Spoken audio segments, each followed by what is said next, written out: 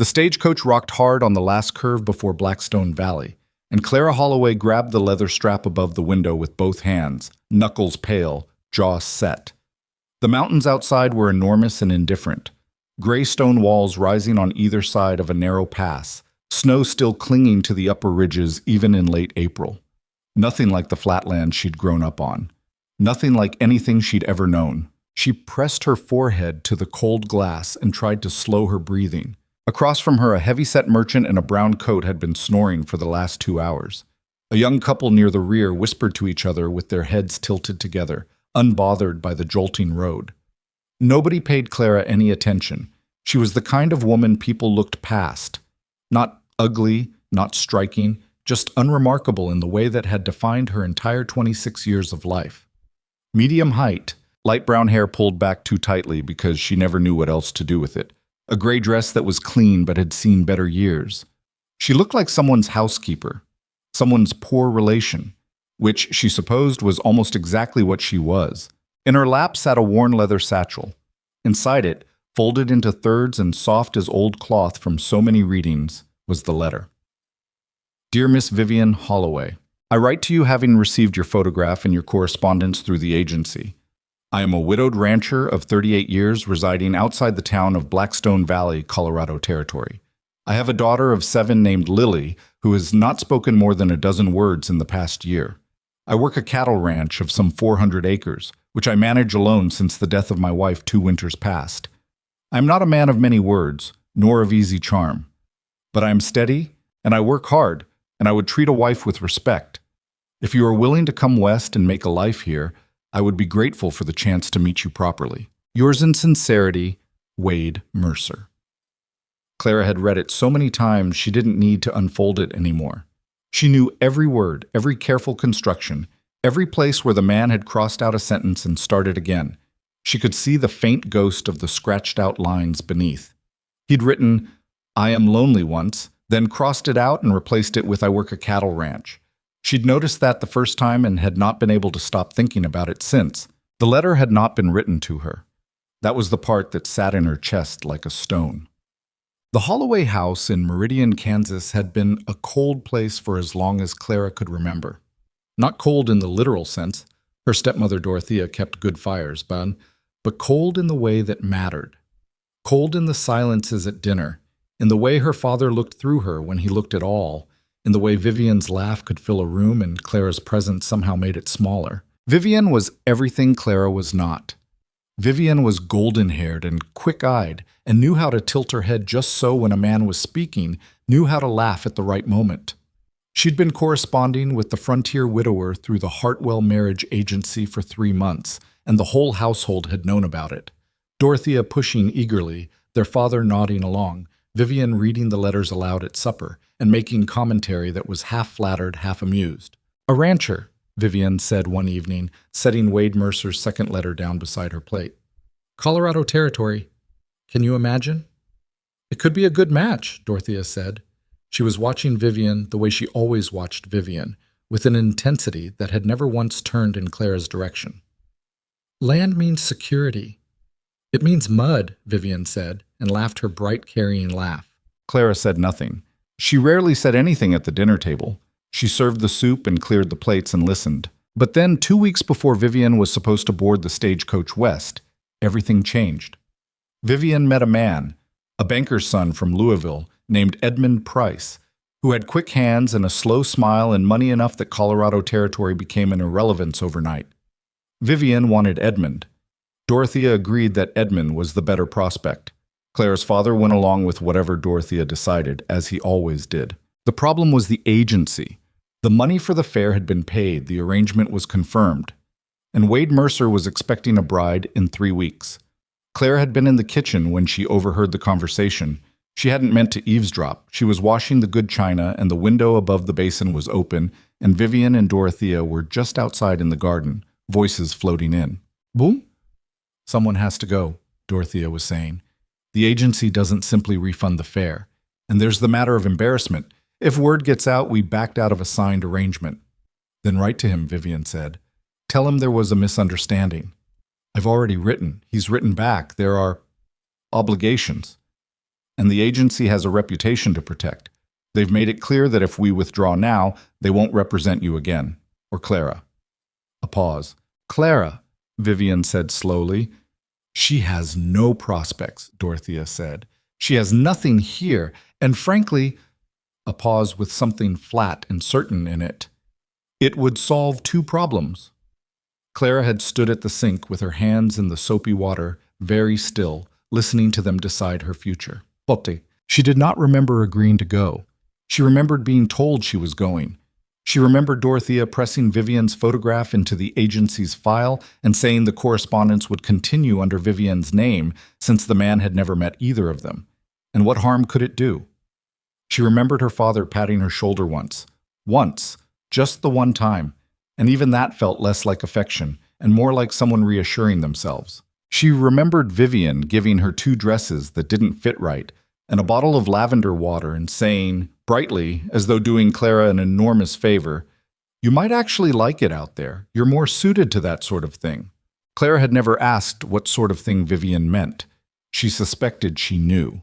She was the plain one, the capable one, the one who fixed things that broke and made do with what was there, the one who had no particular prospects in Meridian and therefore no reason to stay. There was a horrible logic to it that she couldn't quite argue against, even inside her own head. So she had packed a bag. She had accepted the ticket. She had stepped onto the westbound stagecoach under the name Vivian Holloway. And now the mountains outside the window were rising up on all sides, and Blackstone Valley was somewhere just ahead, and a man named Wade Mercer was waiting for a woman who wasn't coming. The stagecoach station in Blackstone was a 2-room building with a hitching post out front and a hand-painted sign above the door that had been weathered down to near illegibility. The town beyond it was small, but not as rough as Clara had feared. A main street with a general store, a post office, a saloon with its curtains drawn in the afternoon, a doctor's office, a handful of houses visible behind the commercial strip, and the distant shapes of ranches and farms spreading into the valley on either side. There were maybe 6 people on the platform when the stagecoach pulled in. Clara stepped down onto the packed dirt and straightened her skirts and looked around, and her heart was going so fast she could feel it in her throat. She spotted him before he spotted her, which gave her approximately 3 seconds to compose herself. Wade Mercer was not what she had imagined. She'd imagined someone weathered to the point of hardness, all squint and sorrow. He was weathered, yes. Dark hair going gray at the temples, deep lines around his eyes, hands she could see were calloused even from 10 feet away. But he was standing straight, and he wasn't hard-looking. He looked tired in the way people look when they've been tired for a long time and have simply gotten used to carrying it. He was holding a hat in both hands and turning it slowly, a gesture that looked unconscious, like something his hands did when he didn't know what else to do with them. He was looking for Vivian's face. He found Clara's instead. The confusion lasted only a moment, just a flicker of something behind his eyes, before he composed himself and walked toward her. "Miss Holloway," he said. His voice was low and even, not warm exactly. "Careful." "Mr. Mercer," Clara said. A pause. He looked at her. She could feel him taking in the difference between the photograph he'd been sent and the woman standing in front of him, and she kept her chin level and met his eyes and waited. "You had a long journey," he said finally. "I did." "Are you well?" "Well enough." He nodded once, as though that settled something. "My wagon's just down the street. I can get your bag." "I can manage it." He looked at her again, that same careful look, and then nodded again. "All right." They walked side by side to the wagon without saying anything more. Clara's mind was working fast, cycling through scenarios, trying to decide how long the deception could hold, what she would say if someone produced Vivian's photograph, what the man walking beside her would do when he realized. But he said nothing. He helped her up onto the wagon seat, just a hand offered, not forced, and climbed up the other side, and they drove out of Blackstone toward the ranch in the mountain quiet. "My daughter's at home," he said after a while. "Her name is Lily." "I know, you mentioned her in your letters." He glanced at her. "Yes, I suppose I did." A pause. She doesn't talk much. I want to warn you. Some people find it distressing. She used to talk constantly before her mother passed. Now she mostly doesn't." Clara looked at the road ahead of them. "That's all right," she said. "Silence doesn't bother me." Wade Mercer turned his head to look at her, and something in his expression shifted. Not warmly, not yet, nothing so fast, but something. Like a door that hadn't been latched properly swinging slightly open. "No," he said. "I don't suppose it does." The ranch house came into view around a bend in the mountain road, and Claire's first thought was, this place is in trouble, not in the dramatic sense. It wasn't falling down. The fences were intact. The barn looked sound. But it was a house that hadn't been properly tended to in a long time. The porch railing was missing 2 boards. The flower beds along the front had gone to weeds so enthusiastically that the weeds now had a kind of wild permanence, as if they'd decided they owned the place. The curtains in the windows were the same curtains someone had put up years ago, and nobody had thought to wash. Everything was functional and nothing was cared for. Clara recognized it immediately. It looked exactly like neglect that had come not from laziness, but from grief. The neglect of someone who had once known how to tend a home and simply run out of the energy to try. A small figure appeared in the doorway. Lily Mercer was 7 years old and had her father's dark hair and her dead mother's face. Clara would piece this together later from a photograph on the mantelpiece. She was thin and watchful with large, serious eyes, and she stood in the doorway with her arms slightly out from her sides like someone bracing against wind. Wade climbed down from the wagon and said, "Lily, come say hello." The girl didn't move from the doorway. "It's all right," Clara said quietly. She climbed down from the wagon herself, without waiting for help, and walked toward the house at a slow, unhurried pace, the way you approach a bird that might startle. She stopped a few feet from the porch steps and looked up at Lily. "I like your house," she said. "The mountains behind it or something." Lily looked at her, not with distrust exactly, with assessment. "There's a hawk that nests up there," Clara said, looking past the child toward the ridge. She had in fact seen a hawk circling when the wagon came around the bend. "Near that flat rock on the left. Do you know the one?" A pause. Lily turned and looked in the direction Clara was looking. Then, very slightly, she nodded. "Do you know what kind it is?" A shake of the head. "I think it's a red-tailed," Clara said. "They like these kinds of valleys. The updrafts." She looked back at the girl. "I could be wrong. Maybe you'd know better, watching from here every day." Something moved behind Lily's eyes. She didn't speak, but she stepped to the side, out of the doorway, in the way that means, "You can come in." Clara went up the steps. Bummed. The first days were an education in everything no one had told her. The ranch ran cattle, 32 head at the moment, down from over 50 the previous summer, which Clara pieced together from the account book she found on the kitchen shelf and stayed up 2 nights reading by lamplight. The losses were from disease, not mismanagement, but the numbers were tight. Wade did the physical work of the ranch largely alone. He'd had a hand the previous year named Pruitt, who'd left in January for reasons Clara didn't yet know. The house had a kitchen garden that had been started last spring and then seemingly abandoned halfway through the season. There was a root cellar that had things in it Clara wasn't sure she wanted to identify. She started with the kitchen, not because it was the most pressing problem, but because it was where she could do something immediately useful without getting in anyone's way. She found what was in the pantry and what was missing. She made a list. She cooked supper that first evening. Nothing elaborate, just beans and salt pork and cornbread. But it was hot, and it was right, seasoned properly. And when Wade sat down at the table across from her and Lily, he looked at the food for a moment in a way that Clara couldn't entirely read. "You cook," he said. "I cook," she agreed. He stopped. "It's good." "It's ordinary," she said honestly. "I'll do better when I know what you keep in the house." He ate without much further comment, but he finished everything on his plate, which she noted. The days fell into a rough pattern. Wade was up before dawn, out with the cattle and fences until mid-morning, then back for a meal, then out again until late. Clara cooked and cleaned and worked the kitchen garden and tried to understand the account books and watched Lily with careful, patient attention. The girl was present in the house but kept her distance, the way a cat will occupy a room with a stranger, close enough to observe, far enough to retreat. She watched Clara without trying to hide that she was watching. She ate what Clara cooked. She did not speak. On the fourth day, Clara was weeding the kitchen garden when she heard a sound behind her and turned to find Lily standing a few feet away, looking at the row of seedlings Clara had just exposed. "These are going to be beans," Clara said, not making a big thing of it. "Green beans, do you like them?" A slight lift of the shoulder. "Maybe." "Your father's account book says there were beans here last summer. Someone planted them." She pulled another weed and set it aside. "Was it you or your mama?" A long pause. Clara didn't push it. She went back to weeding. "Mama," said a voice, small and rusty sounding, like something that hadn't been used in a while. Clara paused but didn't look up immediately, not wanting to make the moment into something that would frighten the girl back into silence. "She had a good eye for placement," Clara said. "Full sun on this side. Smart." Lily said nothing more that day, but she sat down in the dirt a few feet away and watched Clara work until supper. It took Wade 3 weeks to raise the thing he'd been circling. Clara had been expecting it.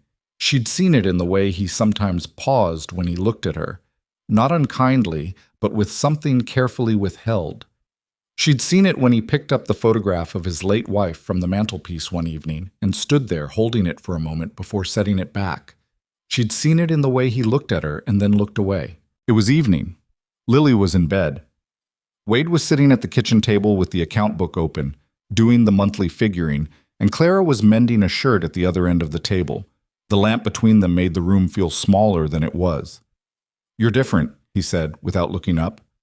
Clara set down the shirt. "Different from what?" He looked up then. "From the letters. From the photograph." A pause. He wasn't accusing, he was just noting. "The woman in those letters was... I thought she was..." He stopped and started again. "You're not what I was expecting." Clara met his eyes. Her heart was in her throat, but she kept her voice level. "What were you expecting?" "I don't know exactly. Someone more..." He made a gesture that was difficult to interpret, something between elegant and soft. "The letters were very flowery. You write plainly." She had been careful not to reference the old letters. She had not expected him to notice the shift in tone. She should have. "I was nervous at first," she said. It was not exactly a lie. "I write differently when I'm nervous." He considered this. Then, with the air of someone who has decided to accept an explanation that doesn't fully satisfy him. "All right." But it wasn't all right, not entirely. She could see that, and she understood, with a coldness settling into her chest, that she was operating on borrowed time. What she had not expected was how quickly she would want it to be real. That was the thing no one had warned her about. She had told herself this was survival. She had told herself she would do what was necessary and remain at a careful distance from caring too much about any of it. But the ranch had a way of insisting on itself. The work of it, the physical reality of it, the way the mountains outside the window were there every morning, whether you were ready for them or not. Lily had a way of inserting herself at unexpected moments, appearing at Clara's elbow in the kitchen to watch her roll biscuit dough, sitting close on the porch steps in the evenings, once, just once, reaching out and touching the fabric of Clara's sleeve with one finger as if to confirm she was real. And Wade. She had not expected Wade. He was not an easy man. He didn't talk much and didn't pretend to. He had opinions he kept quiet, which was somehow harder to deal with than opinions stated outright. He worked with a focused, unhurried efficiency that Clara recognized because it was how she worked, and there was a strange comfort in watching someone else move through labor without drama. He asked questions that were direct without being intrusive. Once, in the second month, he came in from the field with a gash along his forearm from a fence wire, and Clara cleaned and bound it without making a fuss. And he watched her hands while she worked and said, "You've done this before." And she said, "My father had a farm. People got cut." And he said nothing more, but when he left the kitchen, his hand rested briefly on the doorframe, just for a moment, in a way that wasn't quite anything, but wasn't quite nothing either. She noticed it. She tried not to. She was failing at that, too. By autumn, the ranch had changed. The curtains had been washed. The porch railing was fixed. She'd asked Wade to show her how, and he'd looked at her sideways before doing it, and she'd held the boards while he hammered, and by the end of it they were both dusty, and Lily had sat on the steps watching them with what looked like the beginning of an expression Clara was starting to identify as satisfaction. The kitchen garden had produced enough to fill the root cellar properly. The account books were in better shape than they'd been in 2 years because Clara had found a tax error and corrected it, and found a creditor who was overcharging on the feed account, and had written him a letter so calm and precise that he'd actually replied with an apology and a small credit. Wade had read that letter before she sent it. He'd looked at her after. "That's well done," he said. "It's just arithmetic," she said. "That's not what I mean." He folded the letter carefully back the way it was. "You see things clearly." She didn't know what to say to that. She took the letter back and sealed it and sent it with the post. The town of Blackstone had developed opinions about her, as small towns will. Most of the opinions were cautiously positive. The woman at the general store had told her she was a good influence on the Mercer place, and the doctor's wife had come to call once and seemed genuinely pleased by how Lily had grown. But there were people who watched with the particular attention of people waiting for something to go wrong. Clara felt them. She had been the overlooked one all her life, and she knew what scrutiny looked like even when it was trying to look like something else. And there was Lily. Lily had not fully returned to speech, not the constant, easy chatter her father described from before her mother's death. But she talked. Not every day, not at length, but when she had something she needed to say.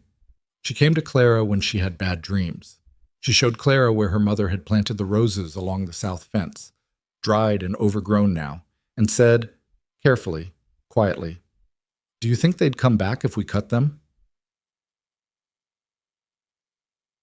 And Clara had said, "Most roses will if you give them a reason to." And Lily had considered this for a while and then said, "Okay." And they had spent an afternoon with the clippers, cutting the roses back hard. They were already showing new growth by the time the cold came. The cold came hard that year. November brought snow earlier than usual, and December was brutal. Temperatures dropping low enough to ice the water troughs overnight, cattle needing to be moved to the lower pasture where there was shelter. Wade was outside in it most of every day, and he came in each evening with his hands half frozen and said very little, just ate and sat close to the fire for a while before going to bed. Clara made sure there was something warm on the stove whenever he came in. She did not make a production of this. She just made sure it was there. One evening in December, when Lily was already asleep and the wind was pushing hard against the house and making the lamp flames lean sideways, Wade came in and sat down at the kitchen table and put his face in his hands. Just for a moment. Just long enough for Clara to see that he was tired in a way that had nothing to do with the cattle. She put a cup of coffee beside him and sat across the table. He took his hands from his face after a while. He looked at the coffee, then at her. "I don't know how you know," he said. "Know what?" "When to be quiet and when not to be." She considered this. "I've had a lot of practice at quiet," she said. "It teaches you to notice when someone else needs it." He looked at her for a moment, a real look, not the careful measured looks he usually gave her, and something in his expression shifted in a way that Clara felt clearly and knew she should not read into and read into anyway. "Your life before," he said. "You've never talked about it much." "No." "Was it hard?" She thought about this kitchen in Meridian. She thought about Vivian's laugh and her stepmother's eyes and her father's hand on her shoulder that one time, the one time, that still sat somewhere in her chest like something she couldn't move past. "Most lives are hard in one way or another," she said. He was quiet for a moment. "That's not an answer." "No," she agreed. "It's not." He didn't push, but his hand moved on the table, just slightly. A small, unconscious motion, fingers loosening from their grip on the coffee cup, and ended up closer to her side of the table than it had started. She did not move her own hand toward his. She was not ready for that, and she was not sure he was either. And there was the other thing, the thing underneath all of it that she hadn't told him, the thing that had a name she still hadn't given him, her own. Winter passed. Spring came slowly, reluctantly, the way mountain springs do, not the sudden turning of the flatlands, but a gradual, argumentative thaw, patches of bare dirt appearing through the snow and then retreating again, the creek below the south pasture running high and fast with melt. Clara had been at the ranch for nearly 10 months. Lily had said a full paragraph to her at supper last Tuesday about the hawk on the ridge. She'd been watching it and had decided on her own to look it up in a natural history book from the school and had discovered that Clara had been right about it being a red-tailed, but had further discovered that the particular range patterns of this one suggested it might be an older female, which Lily presented as a corrective with the careful gravity of a 7-year-old who has recently discovered that adults are sometimes wrong. Wade had sat at the other end of the table listening to his daughter talk, and Clara had watched his face, and she had seen the moment, the exact moment, when he had to look down at his plate because his expression was doing something he wasn't ready to share. She had thought about that moment many times since. She had also, in the long quiet hours of late March, while the snow was turning to mud and the cattle needed watching, thought a great deal about what was going to happen when he told her he loved her. Because she knew it was coming. She could see it in the way he looked at her, in the care he took around her now, in the 1,000 small adjustments he made without discussion. The way he now always made sure the door latch was fixed so the wind wouldn't wake her. The way he'd once ridden 4 miles in bad weather to the general store because she'd mentioned in passing that she was out of the particular thread she needed to finish a quilt. She lay in bed at night and tried to work out what she would say. She could keep going. He didn't know. The only people who knew were Vivian and Dorothea and her father, and they were in Kansas. And why would any of them come west? She could become Clara Mercer honestly, could earn the name even if she'd taken it by deception. She had built real things here. She had done real work. Did the name on the letters she'd arrived under matter against all of that? But it did. She knew it did, even as she argued against herself. It mattered because he would ask eventually, and she would have to either lie again or tell him, and every additional lie made the eventual telling worse. It mattered because Lily trusted her now with the steady, absolute trust of a child who had decided to trust again after losing the right to trust.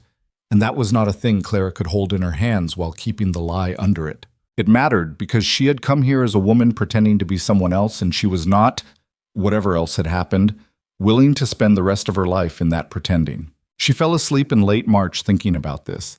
And in the morning she got up and made breakfast and said nothing, and the day went forward and the question stayed open. She did not yet know that the question was about to be answered for her. In the first week of April, a letter arrived from Kansas. Clara was at the post office in town when it was handed to her. A letter from Dorothea, addressed in Dorothea's precise, upright handwriting to Miss V. Holloway, care of W. Mercer, Blackstone Valley. Clara held it in her hands for a moment in the post office doorway, the spring light coming down sharp between the buildings, and felt something that was not quite dread, but was close to its country cousin. She opened it in the wagon on the way back to the ranch. Dear Vivian, I write in some haste as your sister has recently made me aware of the situation. I had believed the matter settled and have only now understood that Clara has placed herself in a position that may prove embarrassing to all concerned. As you may have heard, your circumstances have changed. Here, a reference to Edmund Price, to the Louisville wedding, to how well things had turned out. And your father and I feel that the matter of the Colorado arrangement should be properly resolved rather than simply allowed to continue in the current irregular fashion. Clara was always a well-meaning girl, but this cannot go on indefinitely. We are writing to advise that Vivian, that is, you yourself, naturally, will be visiting Blackstone Valley in the coming month, and that matters will be settled in a civilized manner. Yours, Mrs. D. Holloway. Clara read it twice. Then she folded it very precisely and set it on the seat beside her. The road went on ahead of her, winding into the mountains. She had approximately 1 month. She did not tell Wade about the letter. She told herself she was deciding how. She told herself she was finding the right moment, the right words. She helped Wade move the cattle to the upper pasture when the south meadow grass came up. She planted the kitchen garden for the second time, more of it this time, knowing now what the soil wanted and what the growing season allowed. She finished the quilt and put it on Lily's bed, and Lily came to find her and stood in the doorway of Clara's room and said, "It's the right colors," which was high praise. She made supper every night and sat across from Wade at the table and listened to him talk about the cattle, about the fence that needed mending on the north side, about a report he'd read that suggested the market price was going to be favorable this summer. She told him about the garden and about Lily's hawk and about the tax filing she was helping him prepare, and they talked around the things they weren't saying in the easy, careful way of people who have learned the shape of each other's caution. On an evening in late April after supper, Wade came and stood in the kitchen doorway while she was washing the dishes. "I want to say something," he said. "All right. It might—" He stopped. He started again. "I am not good at this kind of thing. You may have noticed." She kept washing the dish in her hands. "I've noticed you're careful," she said. "There's a difference." A pause. She heard him move. He came further into the kitchen, stood a few feet behind her. "I'm glad you came," he said. "That's the first part. I wasn't certain about this before you arrived. I did it because I thought I should, because Lily needed—" He stopped again. "But I want you to know, it's not that now. Whatever it was then, it's not that now." Clara set the dish down in the basin.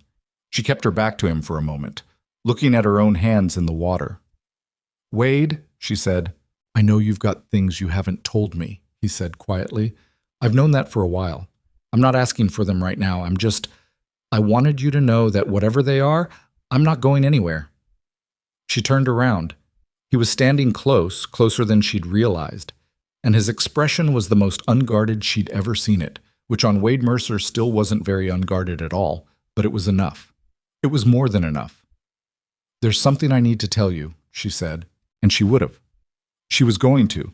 She had decided right in that moment, standing in the kitchen with the spring dark outside and the lamp between them, that she was going to tell him. But Lily appeared in the doorway behind Wade, with her hair loose for bed, and her face carrying the sleepy, trusting look of a child who expects everyone she loves to still be there when she arrives. And she looked at both of them and said, with total clarity, "Are you going to stay?" She was looking at Clara.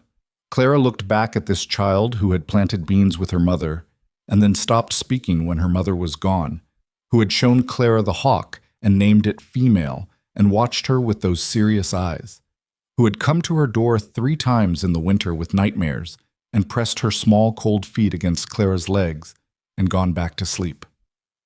"Yes," Clara said. She meant it. She was going to have to find a way to make it true. Boom. The month passed in a different kind of silence. The silence of waiting, of a door you know is going to open and you can't keep shut. Clara made her plans. She was good at plans. She thought through the conversations she would need to have, the things she would need to say, the way she would say them.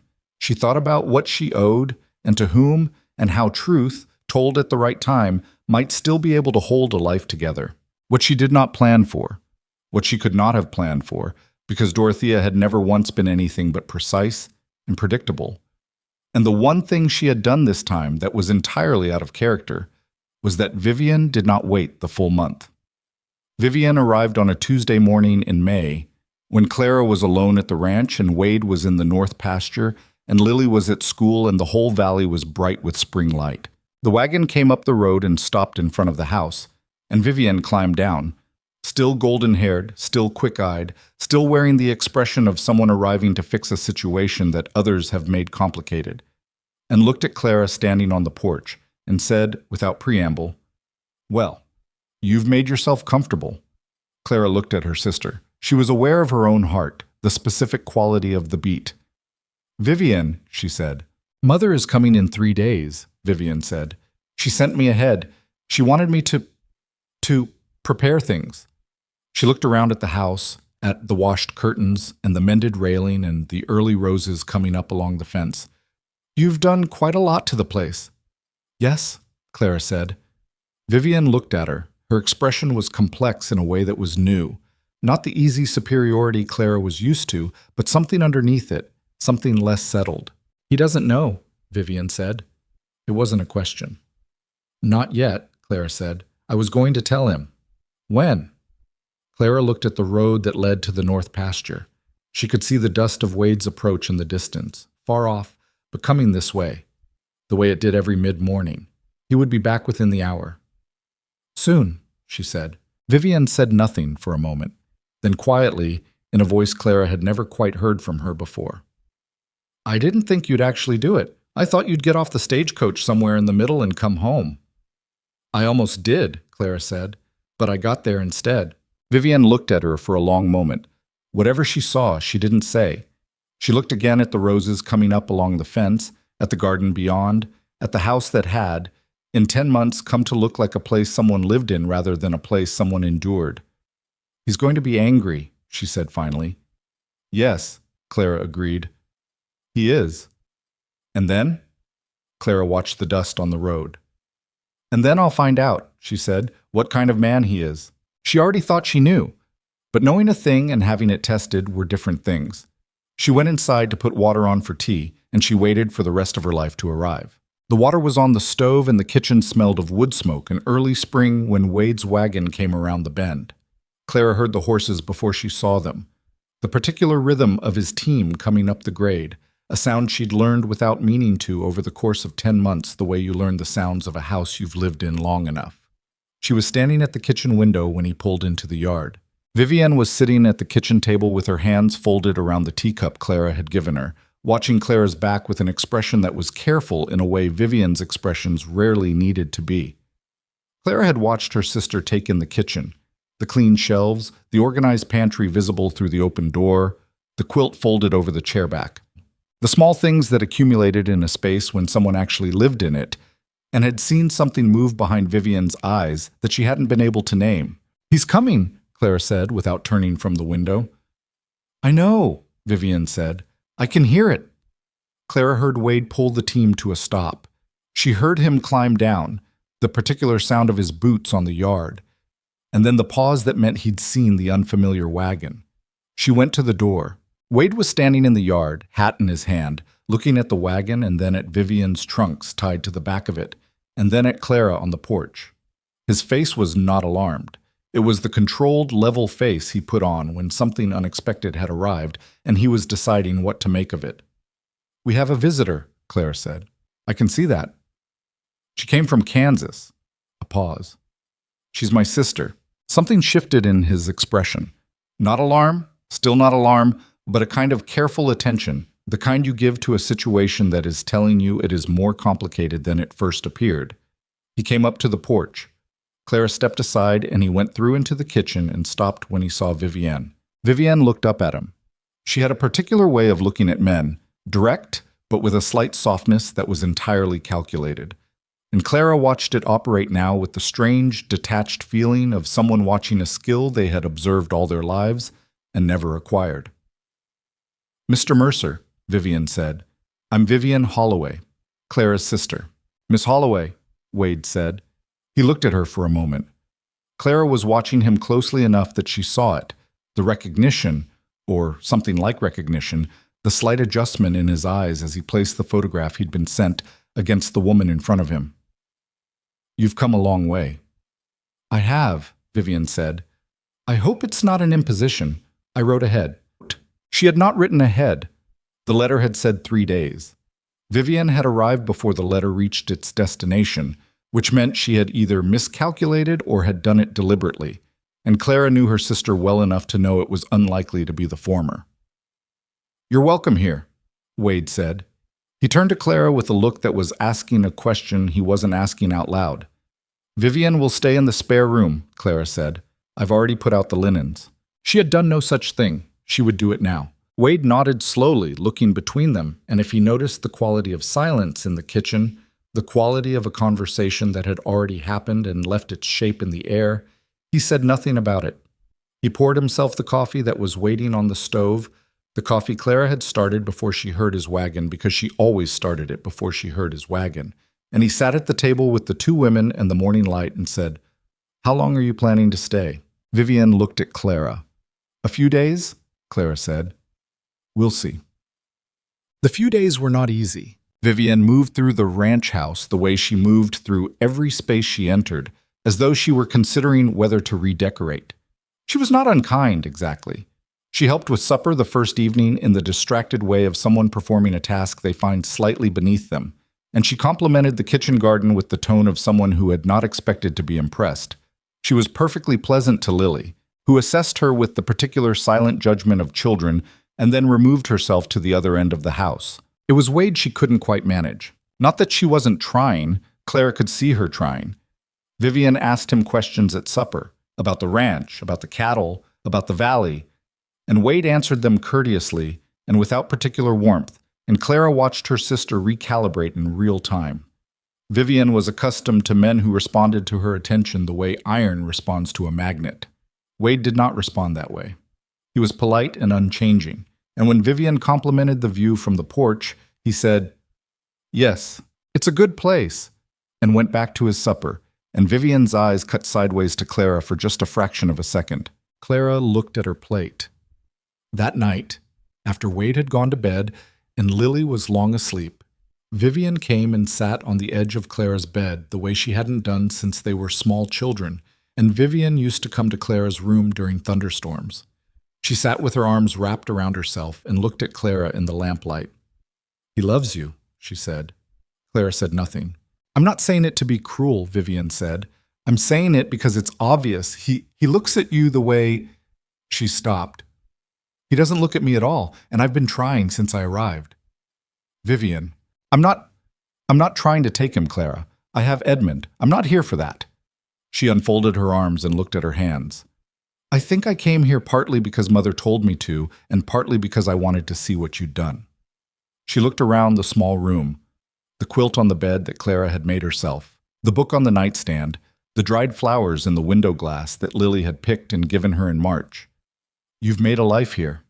"Yes," Clara said. "You should have told him by now." "I know." Vivian looked at her steadily. "What are you afraid of?" Clara considered lying. She was tired of lies, even small ones. That I was right to think I wasn't what he wanted. That the truth will remind him of that. Vivian was quiet for a long moment. "You know what I remember about you," she said finally. "When Father's horse threw him. When we were young, and everyone was standing around wringing their hands and waiting for someone to do something. You were the one who got down in the mud and checked his leg and told Thomas to go for the doctor. You were 9 years old." Clara remembered that. She hadn't thought about it in years.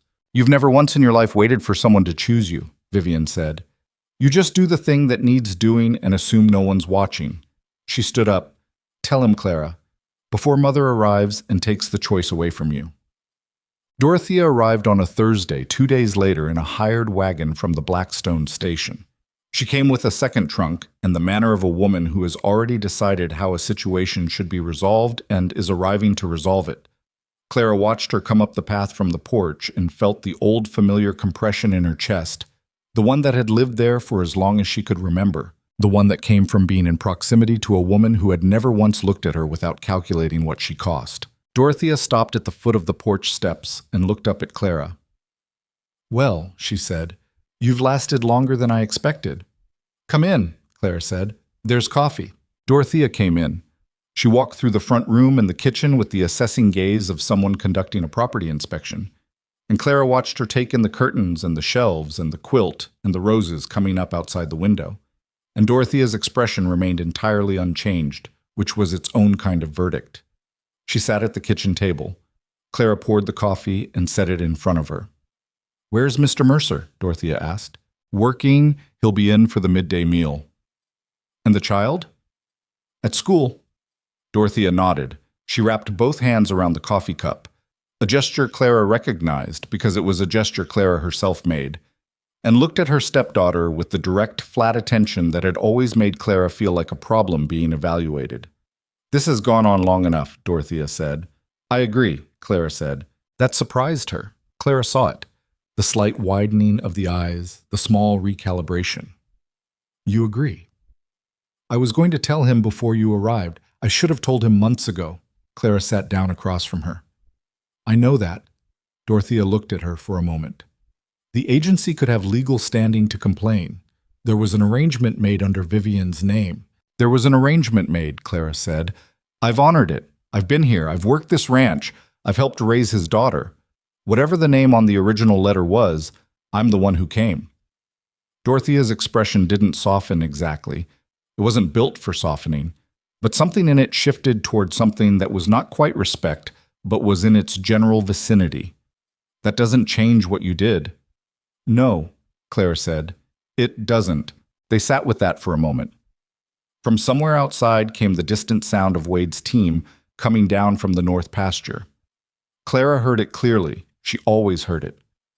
"What do you want, Clara?" Dorothea asked. The question came out differently than Clara expected. Without the usual overlay of impatience, just direct, just asking.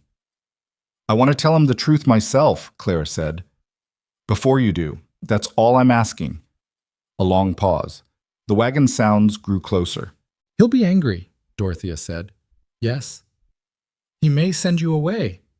Yes, Clara said. He may. Dorothea looked at her. Whatever she saw, she sat back slightly and picked up her coffee cup. You have until this evening, she said. What? She almost lost the nerve twice. Once at the midday meal, when Wade came in and washed up at the basin and looked across the crowded table, Vivian and Dorothea and Lily, who had come home from school and immediately positioned herself near Clara's chair with the territorial instinct of a child who has detected a threat, and said with his characteristic directness, "Something's going on." It was not a question. "We'll talk tonight," Clara said. "After supper." He looked at her for a moment. He looked at Dorothea, who was cutting her bread with precise, uninformative attention. He looked at Vivian, who looked out the window. Then he looked back at Clara. "All right," he said, and ate his dinner. The second time she almost lost the nerve was when Lily came to find her in the kitchen after school and pressed close to her side in the way she did when something had unsettled her, and Clara put her arm around the girl's narrow shoulders automatically, feeling the weight of her, and Lily said very quietly, "Are they going to make you go?"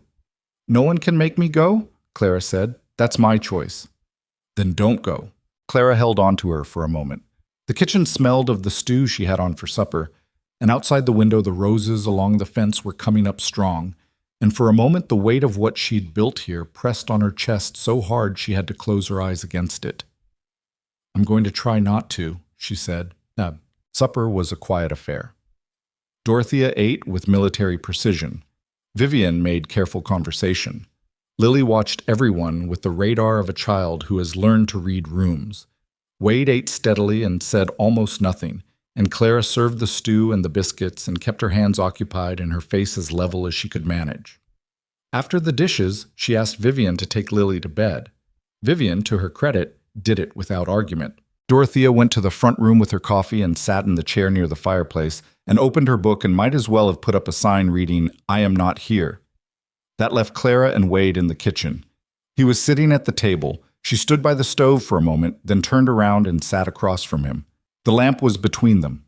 He was watching her with the careful attention he always gave to things that mattered. "Tell me," he said. So she did.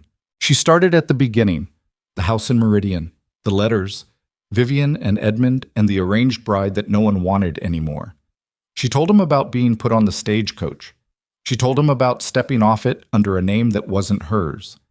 She told him about every day since, about knowing she should tell him and failing to find the moment, about the letter from Dorothea and Vivian arriving and how she had planned to tell him before they came, and how she hadn't managed it in time. She told it plainly, without embellishment, without the softening language people use when they are hoping to be forgiven before they've finished speaking. She told him the way she wrote the account books, clearly with nothing omitted. When she finished, the kitchen was very quiet. Wade had not moved during the telling. He sat with both hands flat on the table in front of him, and he was looking at the space between them rather than at her, and his face was doing something she couldn't fully read. Controlled, the way he controlled everything. But underneath the control, something that looked like it was working very hard at staying controlled. "Your name," he said. "Clara Holloway." "Not Vivian." "No, never Vivian." A long silence. The fire ticked in the stove. "The letters," he said. "The ones I wrote to." "She wrote the early ones. After I arrived, I wrote back. Everything you've received since October has been from me." He nodded once, very slowly, as though filing that away. "The photograph," he said. "That was her." "Yes." "So I came to the station expecting a different woman." "Yes." He was quiet again. Clara waited. She had decided she would not apologize in advance of his reaction, not because she wasn't sorry, but because premature apology felt like another kind of maneuvering, and she was done with maneuvering. When he finally looked up at her, his eyes were difficult. "Why?" he said. "Not the arrangement." "I understand the arrangement. Why did you agree to it? You could have refused." The question landed somewhere tender. She'd asked it to herself enough times that she'd worn a path around it, had learned to walk its edges without going in. But he'd asked it directly, and he deserved a direct answer. "Because there was nothing keeping me there," she said, "and I thought if I could be useful somewhere, that might be enough. To be useful." She looked at the table. "I didn't know what else I was for." The silence that followed was different from the others, heavier and quieter at the same time. "Clara," he said. He said it like he was testing the word, putting weight on it to see if it held. "Clara." He looked at her. "You've been here 10 months. You've done everything you've done, and you thought you needed to be useful to justify being here." She said nothing. He stopped. He looked at the table, then back at her. His jaw was tight. "I'm angry," he said. "I want to be clear about that. Not shouting angry, but you let me fall." He stopped again, started more carefully. "You let things happen between us that happened under false—" "Yes," she said. "I know. That's not a small thing." "No, it isn't." He stood up. Clara sat very still as he walked to the window and stood with his back to her, looking out at the dark yard. She could see his reflection faintly in the glass, the set of his shoulders, the way his hands had closed at his sides. "Is any of it real?" he said. "Any of what you've been here, with us, with Lily?" "All of it," she said. "Everything I've done here, everything I've felt, all of it is real. The name was false. Nothing else was." He stood at the window for a long time. Clara waited. "What do you want me to say?" he said finally. "Nothing right now," she said. "You don't have to say anything right now. I told you because you deserve to know. What happens next is your decision. I'll abide by it." He turned from the window. He looked at her across the kitchen that she had reorganized and cleaned and cooked in for 10 months. The kitchen that smelled like her stew and her bread and was hung with her dried herbs from the garden. He looked at her the way he'd looked at things on the ranch that needed deciding. Not coldly, but with the full weight of his attention. "You should have told me sooner," he said. "Yes, I should have. You should have told me when I started. He stopped. "It would have been the right thing." "Yes," she said, "it would have." Another silence. This one less hostile.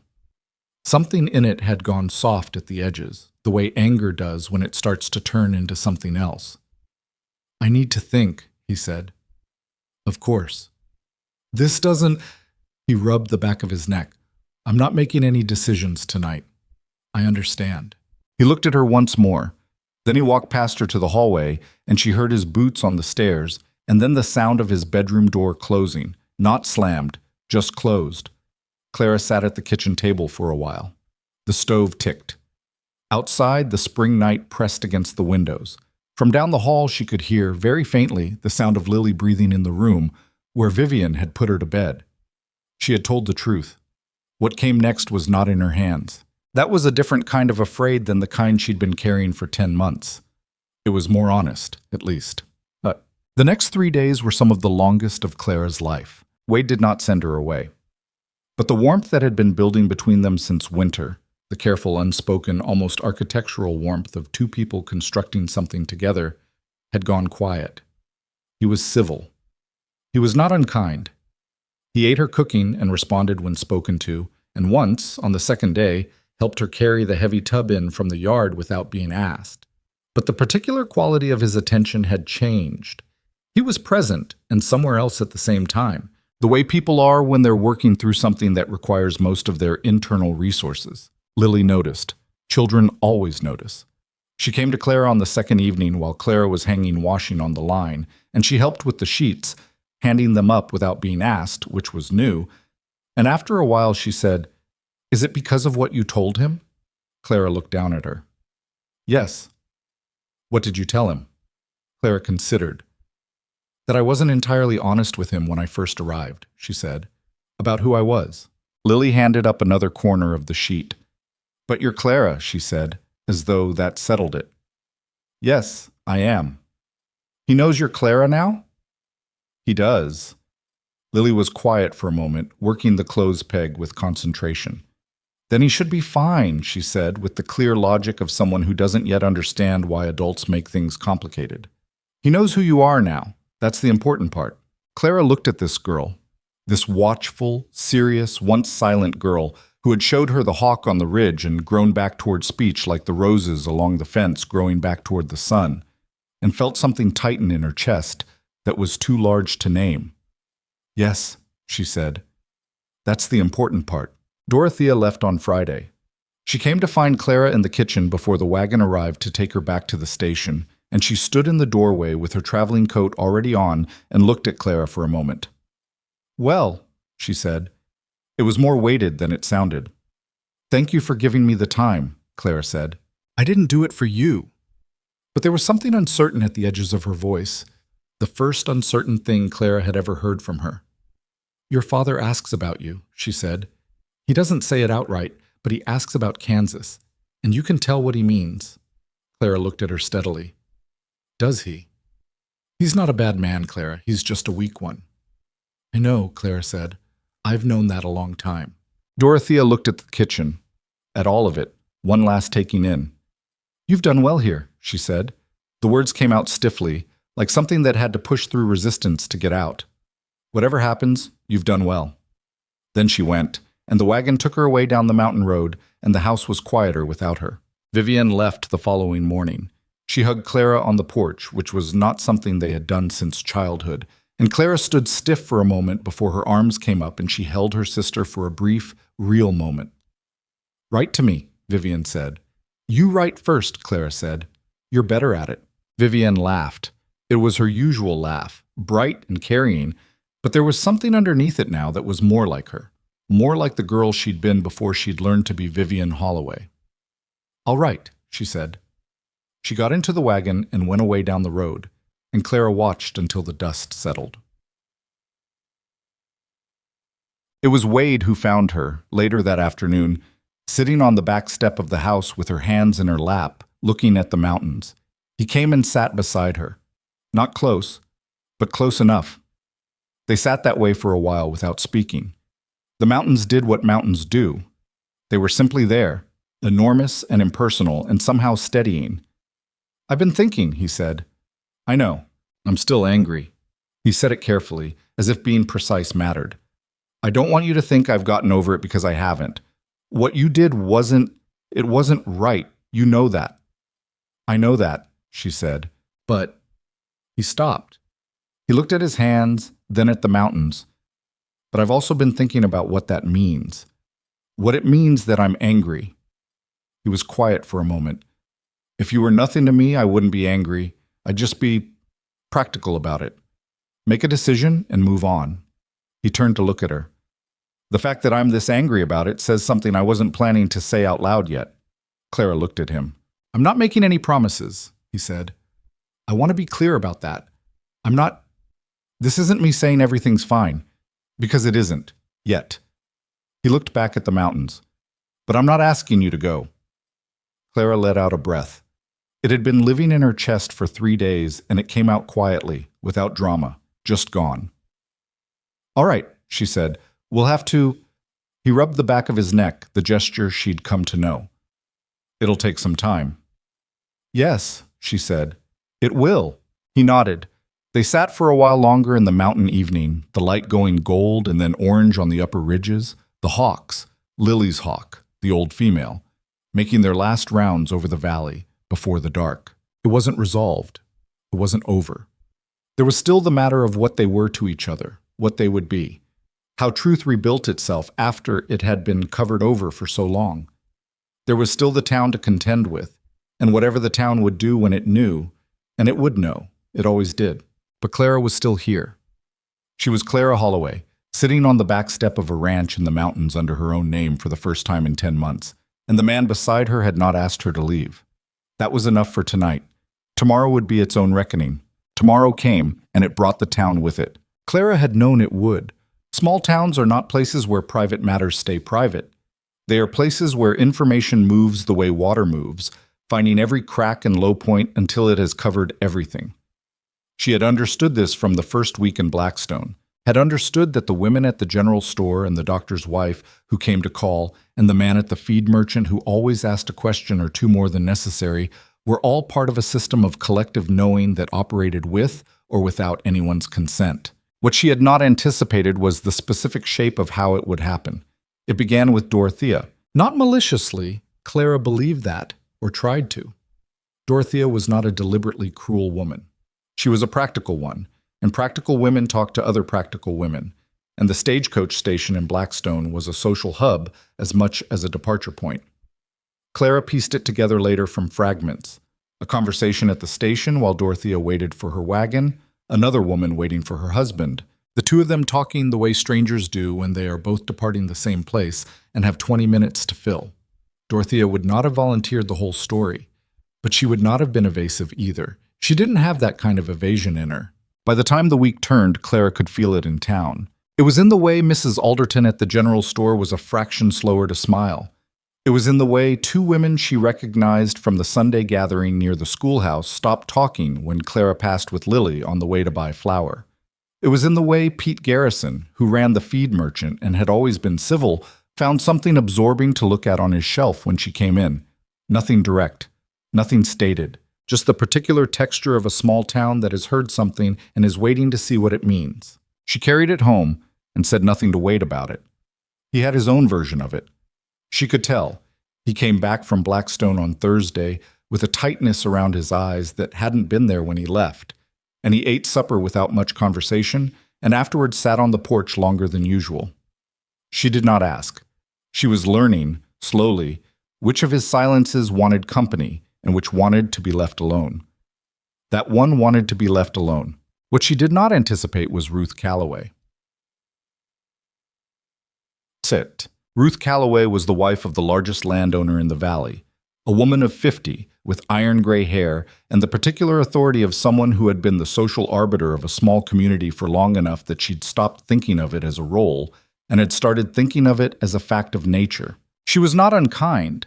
She was too confident in her position to need to be unkind, but she had opinions and she delivered them with the steady certainty of someone who expected the world to adjust itself accordingly. She came to the ranch on a Friday afternoon, uninvited, in a good wagon with her daughter-in-law beside her. Clara saw them from the kitchen window and had the specific feeling of a person watching weather come in off the mountains.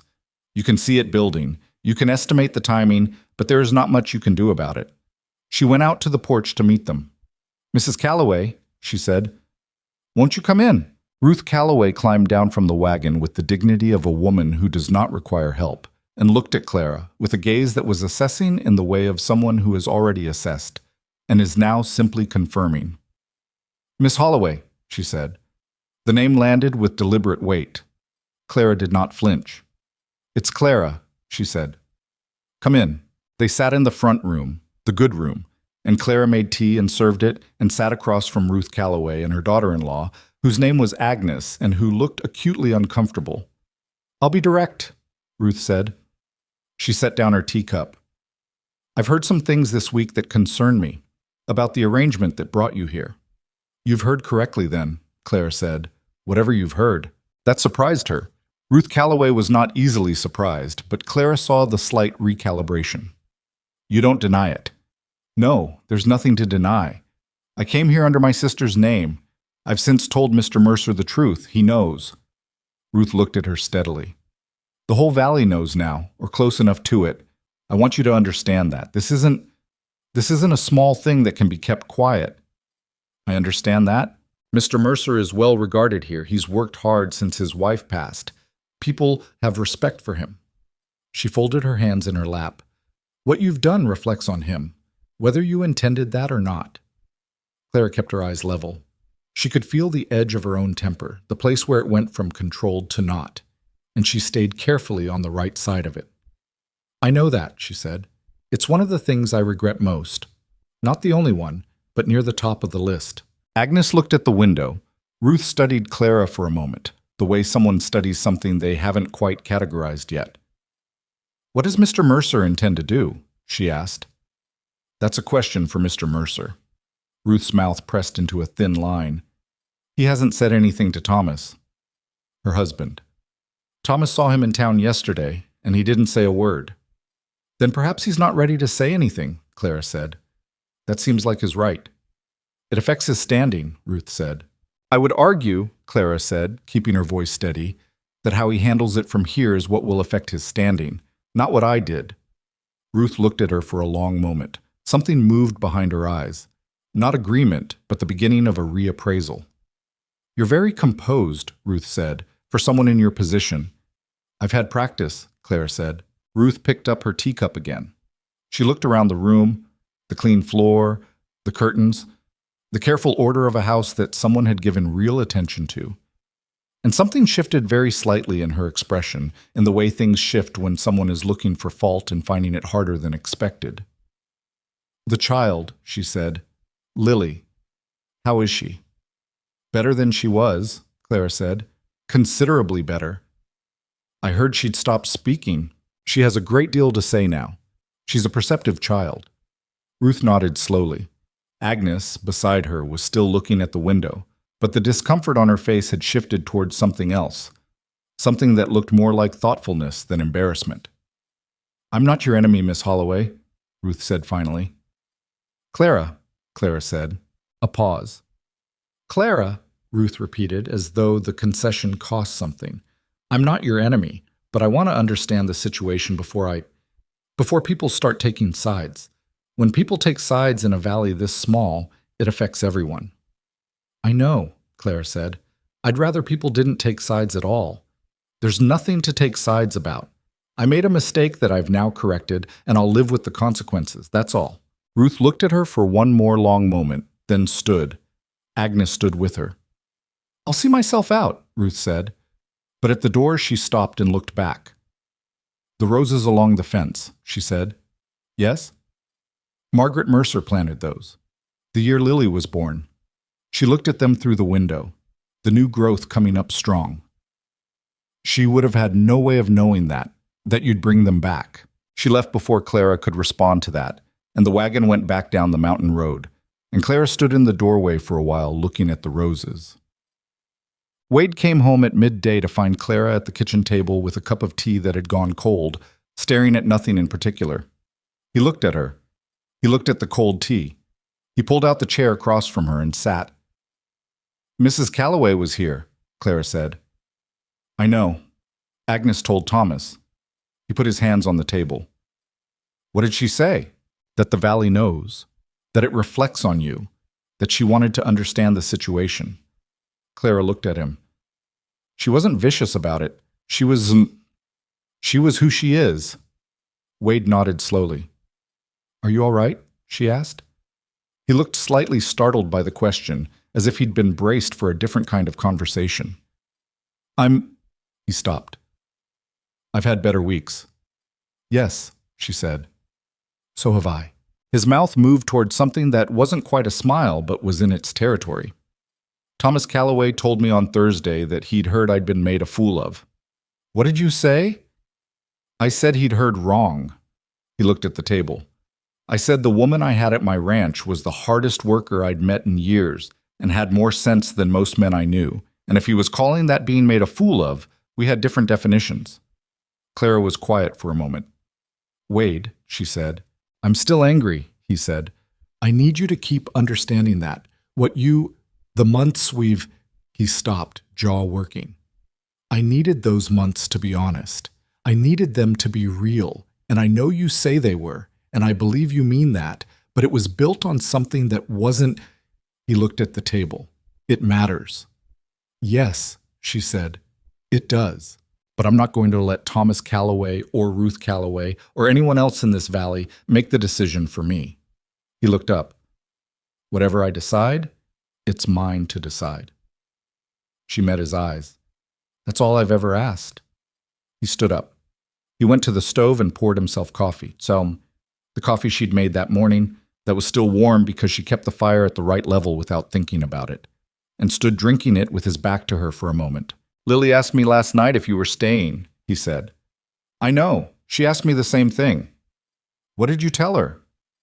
That I wanted to. That it wasn't entirely my decision. Clara looked at his back. What did you tell her? A pause. I told her I was working on it. The trouble came on a Saturday. Clara had learned that Saturdays brought people into Blackstone from the outlying ranches and farms, that the general store and the feed merchant and the saloon all did their week's real business then, and that the texture of the town was different on Saturdays. Louder, more crowded, more alive, and also more volatile. She usually went on Wednesdays. This Saturday she needed to go because the flour was nearly out, and Lily's school boots needed resoling, and neither of those things could wait until Wednesday. She went alone. Wade offered to come. She declined. She was not going to manage this by hiding behind him, and she thought he understood that. The general store was busy. She did her shopping efficiently, kept her eyes forward, responded when spoken to with the same tone she would have used any other day. Mrs. Alderton was cordial in the restrained way she'd been since the week before, and Clara accepted that and moved on.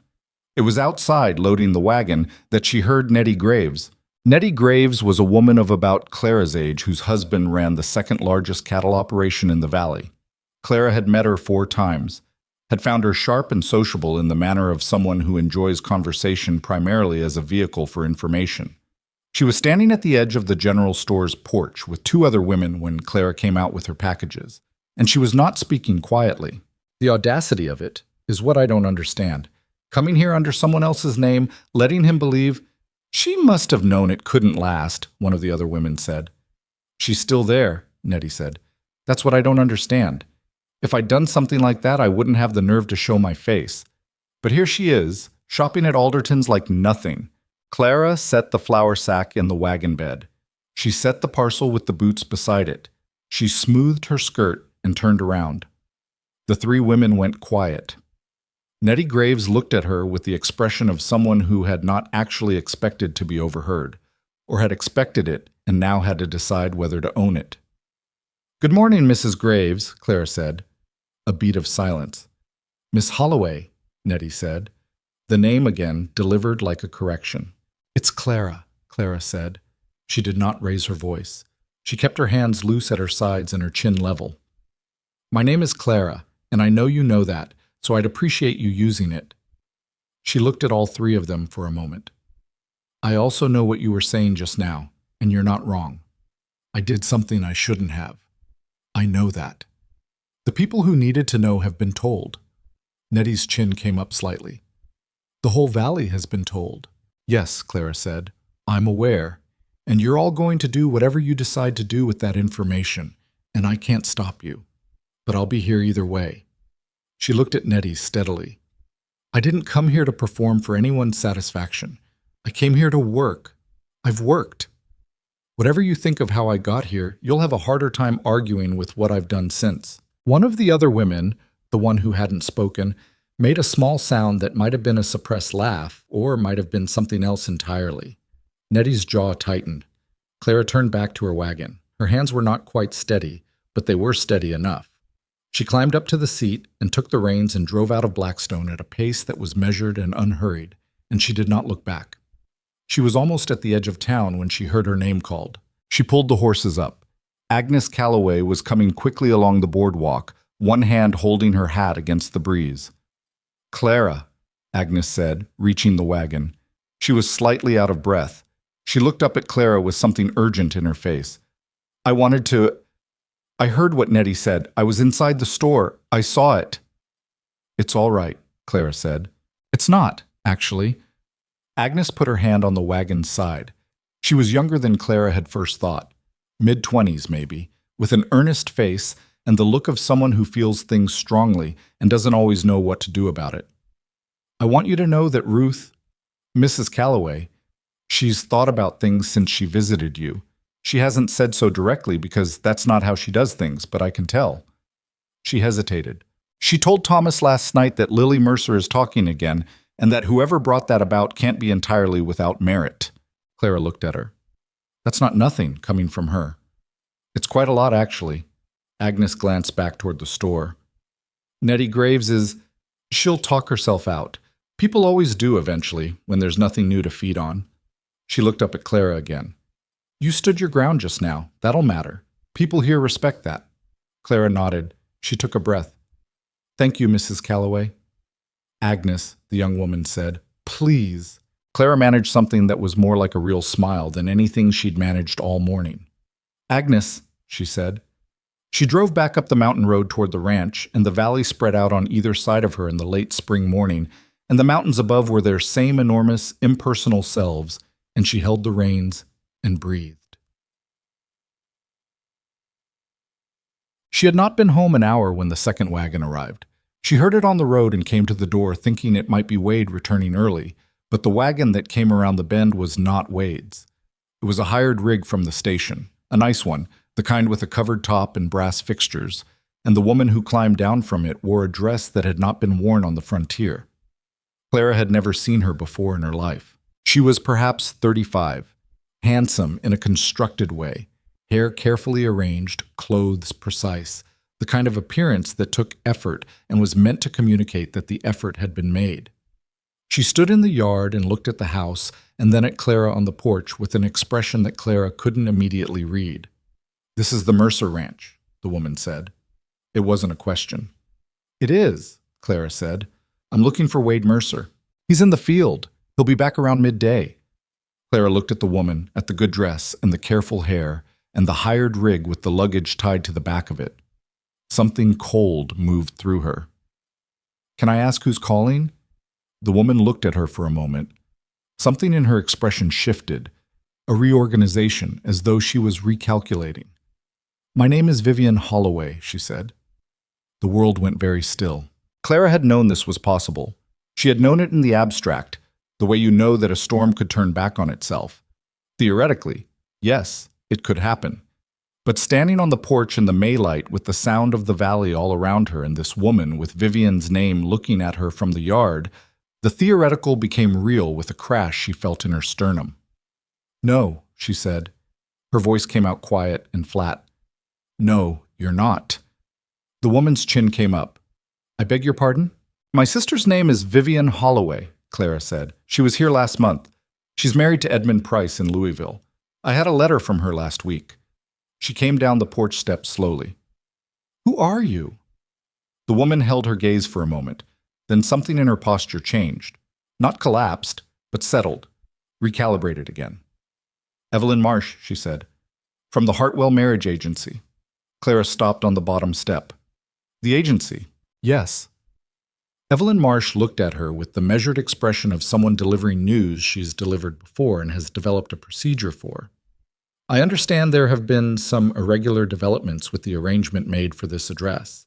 The agency has been contacted by several parties, and I've come to assess the situation and determine the appropriate course of action." Clara's hands were still at her sides. She looked at the woman carefully. "What parties contacted you?" "I'm not at liberty to—" "Was it Dorothea Holloway or someone in this town?" Evelyn Marsh's expression told her what she needed to know, though she didn't actually answer. Clara came down the last step and stood in the yard. "Come inside," she said. "I'll make coffee." Evelyn Marsh turned out to be a more complicated person than her first impression suggested. Or perhaps not more complicated, but more honest. She drank the coffee Clara put in front of her, and she looked around the kitchen with the same kind of assessing gaze Ruth Calloway had used, and she said, after a while, "You've made quite a home here." "I have," Clara said. "The agency's position," Evelyn said, setting down the cup, "is that the arrangement as contracted was entered into fraudulently. The correspondence, the photograph, the agreement with Mr. Mercer, all of it was conducted under a false identity. That creates a legal irregularity that the agency has a responsibility to." "Does Mr. Mercer want to pursue that?" Clara asked. Evelyn paused. "He hasn't been contacted yet. I came to assess the—" "Then I'd suggest," Clara said, "that you speak with him before you decide what the agency's position is." She met the woman's eyes. "He knows the truth. He's known it for more than a week. If he had a complaint, he'd have made it." Evelyn Marsh looked at her. She had intelligent eyes, the kind of eyes that assessed quickly and held their assessments without broadcasting them. "You're confident of that?" "I'm not confident of anything," Clara said honestly, "but he hasn't sent me away. And he told Thomas Calloway that the woman at his ranch was the hardest worker he'd met in years." She paused. "Draw your own conclusions." A silence. From outside came the sound of horses on the road. Wade, coming down from the north pasture for the midday meal, same as every day. Clara watched Evelyn Marsh's face. The woman heard it too and looked toward the window. "He's coming," Clara said. "You can speak to him yourself." The boots on the porch, the door opening. Wade coming into the kitchen with his hat in his hands and the outdoor smell of him and the look he always wore when coming in. Not quite settled, not quite ready for the inside world yet. He stopped when he saw the stranger at his table. His eyes moved to Clara. She looked back at him steadily. "This is Evelyn Marsh from the Hartwell Marriage Agency. She's come about the arrangement." Wade looked at the woman. His face was controlled, unreadable. He pulled out a chair and sat. "All right," he said. "Tell me what you've come to say." Evelyn Marsh straightened slightly. "Mr. Mercer, I'm here to clarify the agency's position regarding the irregularities in—" "I know what the irregularities are," Wade said. "I know who this woman is and how she got here and why." He set his hat on the table. "What I'd like to know is whether the agency has a claim against her, or against me." Evelyn Marsh paused. "That depends on whether you intend to honor the arrangement." "The arrangement is written," Wade said, "was with a woman named Vivian Holloway. That woman is married to someone else in Louisville." He looked at Clara briefly, then back at the agency woman. "The woman sitting at my table is Clara Holloway. She's been here 10 months. She's worked my ranch, kept my house, and helped my daughter speak again." He was quiet for a moment. "If the agency wants to make a claim about the letters, they can try. But I'd like to see them explain to a judge what harm was done when everything that matters has been done honestly." Evelyn Marsh was quiet for a long moment. She looked between them, Wade's flat certainty, Clara's careful stillness, and something in her expression softened a fraction, just a fraction, the fraction that professionals allow themselves when the situation has resolved itself in a way that doesn't require further intervention. "The agency's primary interest," she said slowly, "is in the well-being of both parties and the integrity of our arrangements." She looked at Clara. "If Mr. Mercer is satisfied with the current situation—" "He said what he said," Clara said. Evelyn Marsh looked at Wade once more. He nodded once, a small, definitive motion. "Then I'll report to the agency that the matter is being handled between the parties," she said. She picked up her coffee cup and finished the last of it, set it down. "I should say—" She stopped. Then, with the air of someone departing from her official capacity, "She came anyway, when she didn't have to. I've seen a great many arrangements in this work. Not all of them are entered into honestly, even when the names are right." She stood. "I think you understand what I mean." She left, and the hired rig went back down the mountain road, and the kitchen went quiet again. Clara was looking at the table. Wade was looking at her. "I didn't plan that," she said.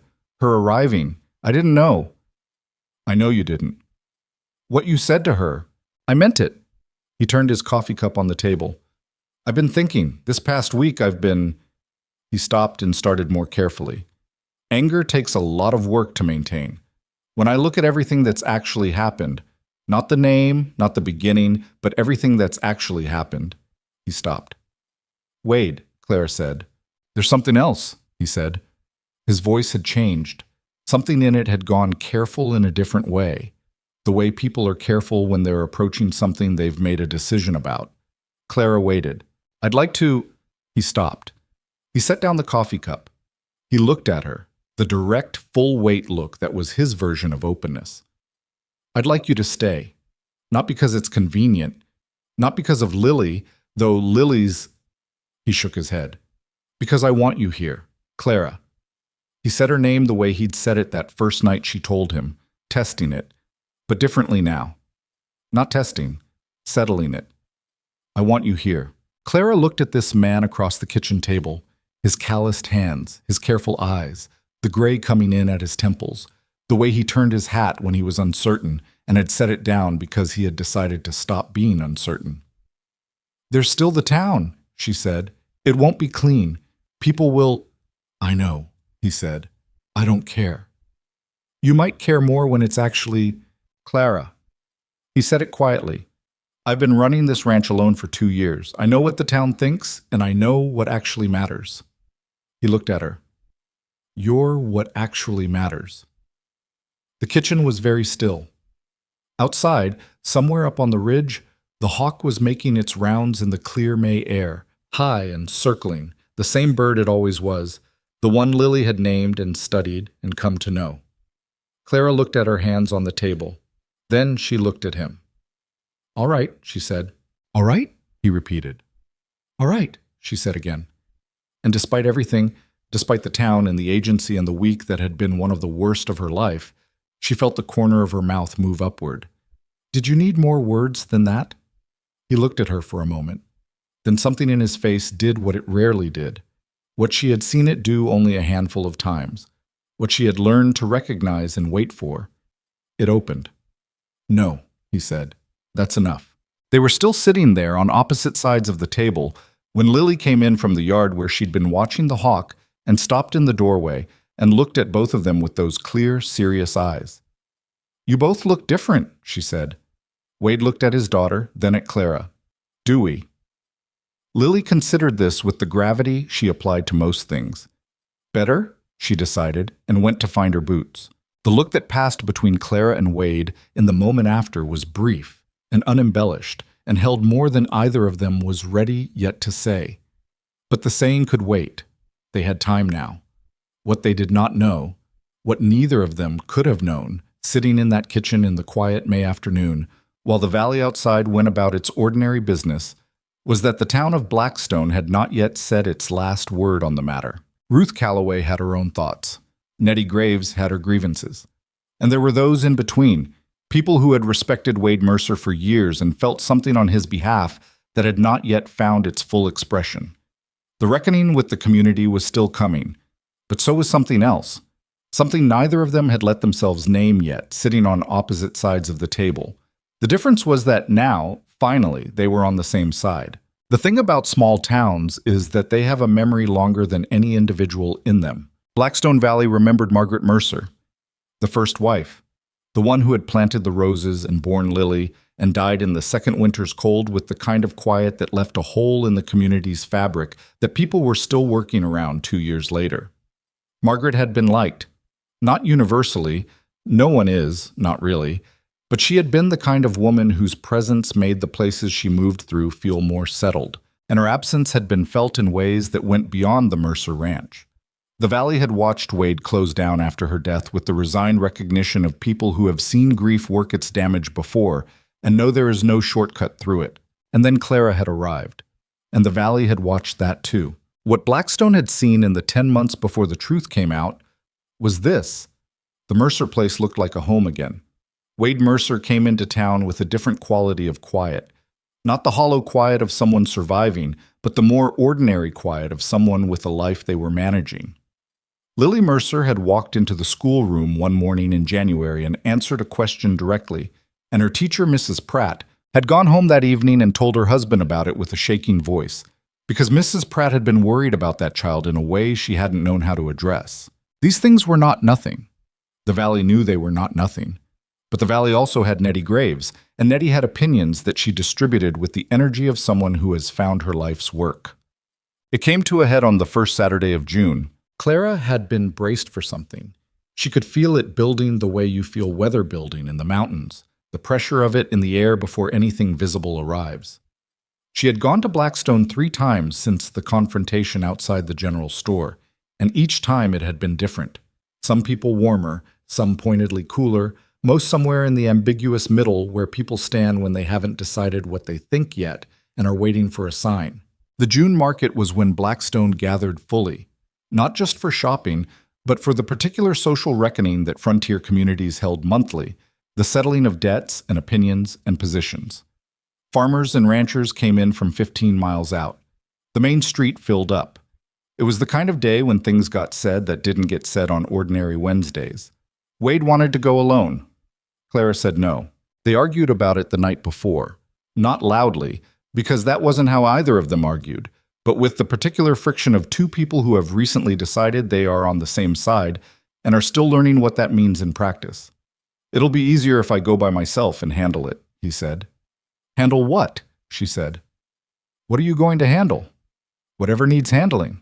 "Wade." She looked at him across the kitchen table. "If I stay home, I'm hiding. If I hide, I'm telling the town I think I have something to be ashamed of." "You have something to account for," he said. Not unkindly, just precisely. That's different from being ashamed. I've accounted for it. To you. To everyone who matters.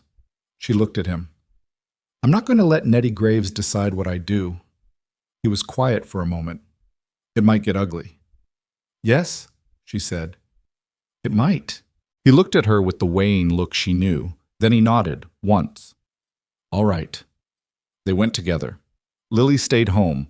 That part Clara agreed to without argument, because there were some things that a child did not need to stand in the middle of, and this was one of them. The market was in full noise when they arrived. The main street was lined with wagons, horses hitched along the rail, the general store and the feed merchant both doing heavy trade. The smell of sawdust and horse and cooking from the lunch counter at the end of the street mixed together in the warm June air. People noticed them immediately. That was not paranoia. Clara could see the shifts in attention, the slight turnings of heads, the conversations that paused and then resumed at a different register. She walked beside Wade and kept her chin level and her pace steady and looked at the street ahead of her. They did the practical things first: flour, salt, the hinges. Wade needed for the barn door a new bolt of calico that Lily had asked for without specifying why, but with an intentness that made Clara think she had a purpose for it. They moved through the merchant tasks efficiently, exchanging the civilities that the situation required. Some people gave them more warmth than usual, as if making a point of it, and some gave them less, and Clara catalogued it all without expression. It was at the lunch counter that it happened. They had sat down for the midday meal. The counter was crowded, elbows close, the particular forced proximity of a busy public eating place. Clara was between Wade and an older farmer named Bert Kessler, who had always been civil to her and was being civil now, asking Wade about the north pasture fence in the way of a man genuinely interested in fence construction. Nettie Graves came in with 3 women behind her. She took in the counter, took in Clara and Wade, and her expression did the thing it did, the slight arrangement of itself into a particular kind of certainty. Mr. Mercer, she said from the doorway. Wade turned on his stool. Nettie, I want you to know, she said, and her voice carried the way voices carry in a crowded room when they are pitched to carry, that my family has a great deal of respect for you, and for Margaret's memory, and I think it's a shame, is all I want to say, a genuine shame what's happened. The counter had gone quiet the way rooms go quiet when something is about to be said that will require a response. Wade looked at Nettie Graves for a moment. I appreciate the thought, he said, but I'm not sure what you think is a shame exactly. What she did, Nettie said. She was directional. What Clara did, Wade said, she's answered for, to me. That's the only person she was required to answer to. Nettie's chin came up. The whole valley was deceived. The whole valley, Wade said, with a flatness that was close to dismissive, was not in a marriage arrangement with Clara Holloway. I was. He picked up his coffee. And I've said what I have to say about it. Nettie looked at Clara. Clara met her eyes and said nothing. She had decided somewhere between the flower and the hinges that silence was her best instrument here. Not the silence of defeat, the silence of a woman who does not need to justify herself to Nettie Graves. I just think, Nettie said, but with slightly less propulsion now, that some things should be said openly, for the sake of what? That was not Wade. That was Agnes Calloway, 3 stools down, who had been eating her lunch and apparently decided she had eaten enough of it. She turned on her stool. What does saying it openly accomplish, Nettie? What does it actually accomplish besides making you feel better? Nettie looked at Agnes with the expression of someone who had not expected that particular flank to move. Agnes, Lily Mercer is talking, Agnes said. The ranch is in better order than it's been since Margaret passed. Wade Mercer looks like a man who has something to come home to. She set her fork down. I'd like someone to tell me specifically what the harm is. Not the principle of it, the actual harm. A silence. The lunch counter's specific silence. The kind where everyone is listening and pretending not to. Bert Kessler, beside Clara, said, without turning from his plate, Good beans today, by the way, Miriam, to the woman behind the counter, which was its own kind of statement, the statement of someone who has decided the conversation was over and was inviting everyone else to agree. Nettie Graves stood in the doorway for a moment longer. Then she came in and sat at the far end of the counter and said nothing more, and the room's noise came back up around the silence until it covered it over. Clara looked at her plate. Her hands were not shaking, which surprised her slightly.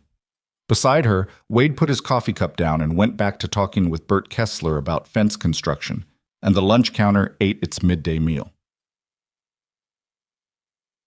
It was Ruth Calloway who finished it. Not that afternoon, and not in a dramatic way. Ruth Calloway was not a dramatic woman. She was a practical one, and the thing she did was practical, which made it more effective than any dramatic gesture would have been. 3 days after the market, she came to the Mercer Ranch again. This time she came alone, and she brought a pot of preserves, blackberry, from her own kitchen, which was in Blackstone Valley, the specific social language of a woman who has made up her mind. Clara met her on the porch, and they looked at each other, and Ruth held out the preserves. "Margaret used to make these," Ruth said. "I thought Lily might like them." Clara took the jar. "She will," she said. "Thank you." They stood on the porch for a moment. Ruth looked at the roses along the fence, which were in full bloom now. The canes Clara and Lily had cut hard in the fall, coming back with more vigor than anyone had expected, heavy with flowers. "I want to ask you something," Ruth said. "All right. When you cut those roses back, did you know they'd come like this?" Clara looked at them. "I thought they might," she said. "Most things will, if you cut them at the right time, if you're not too afraid to do it." Ruth was quiet for a moment. She looked at the roses with the focused attention of someone arriving at a conclusion through evidence. "I knew Margaret 12 years, she said. "She was a good woman. Not a perfect one, but good." She looked at Clara. "She worried about Lily in the last months. She told me—" She stopped. "She told me she was worried about who would take care of her, what would happen." Clara said nothing. "I'm not telling you this to say you filled a position," Ruth said sharply, as if anticipating a misinterpretation. "I'm telling you because I think Margaret would have thought practically about it. And practically," she looked at the house, the yard, all of it. "You've done right by that child. Whatever else you did, you've done right by her." She left after that without coming in, which was somehow more correct than if she had. The message had been delivered. The rest would follow in its own time. The rest did follow, not quickly. Nothing moves quickly in a small valley where everyone has known everyone else for a generation and is suspicious of anything that happens too fast. But it moved. Agnes Calloway called on Clara the following week with genuine sociability rather than the careful courtesy of someone performing diplomacy. Mrs. Pratt, Lily's teacher, stopped Clara after the Sunday gathering to tell her that Lily's reading had improved markedly, and she was showing a real aptitude for numbers. Bert Kessler nodded at her in the street with the specific nodding of a man who has decided where he stands. Nettie Graves was not warm and would probably never be warm, but the particular edge in her manner had dulled, the edge that comes from actively campaigning against something. The campaign had failed to gain the traction she'd wanted, and Nettie was not the kind of woman to waste energy on a losing effort. Clara noted all of this without making too much of it. She had been the overlooked one long enough to be suspicious of approval, to know it could shift, to understand that belonging was not the same as being accepted, and that what she was building here was something more durable than either. What she was building was a life. It was in the middle of June that Wade asked her to walk with him.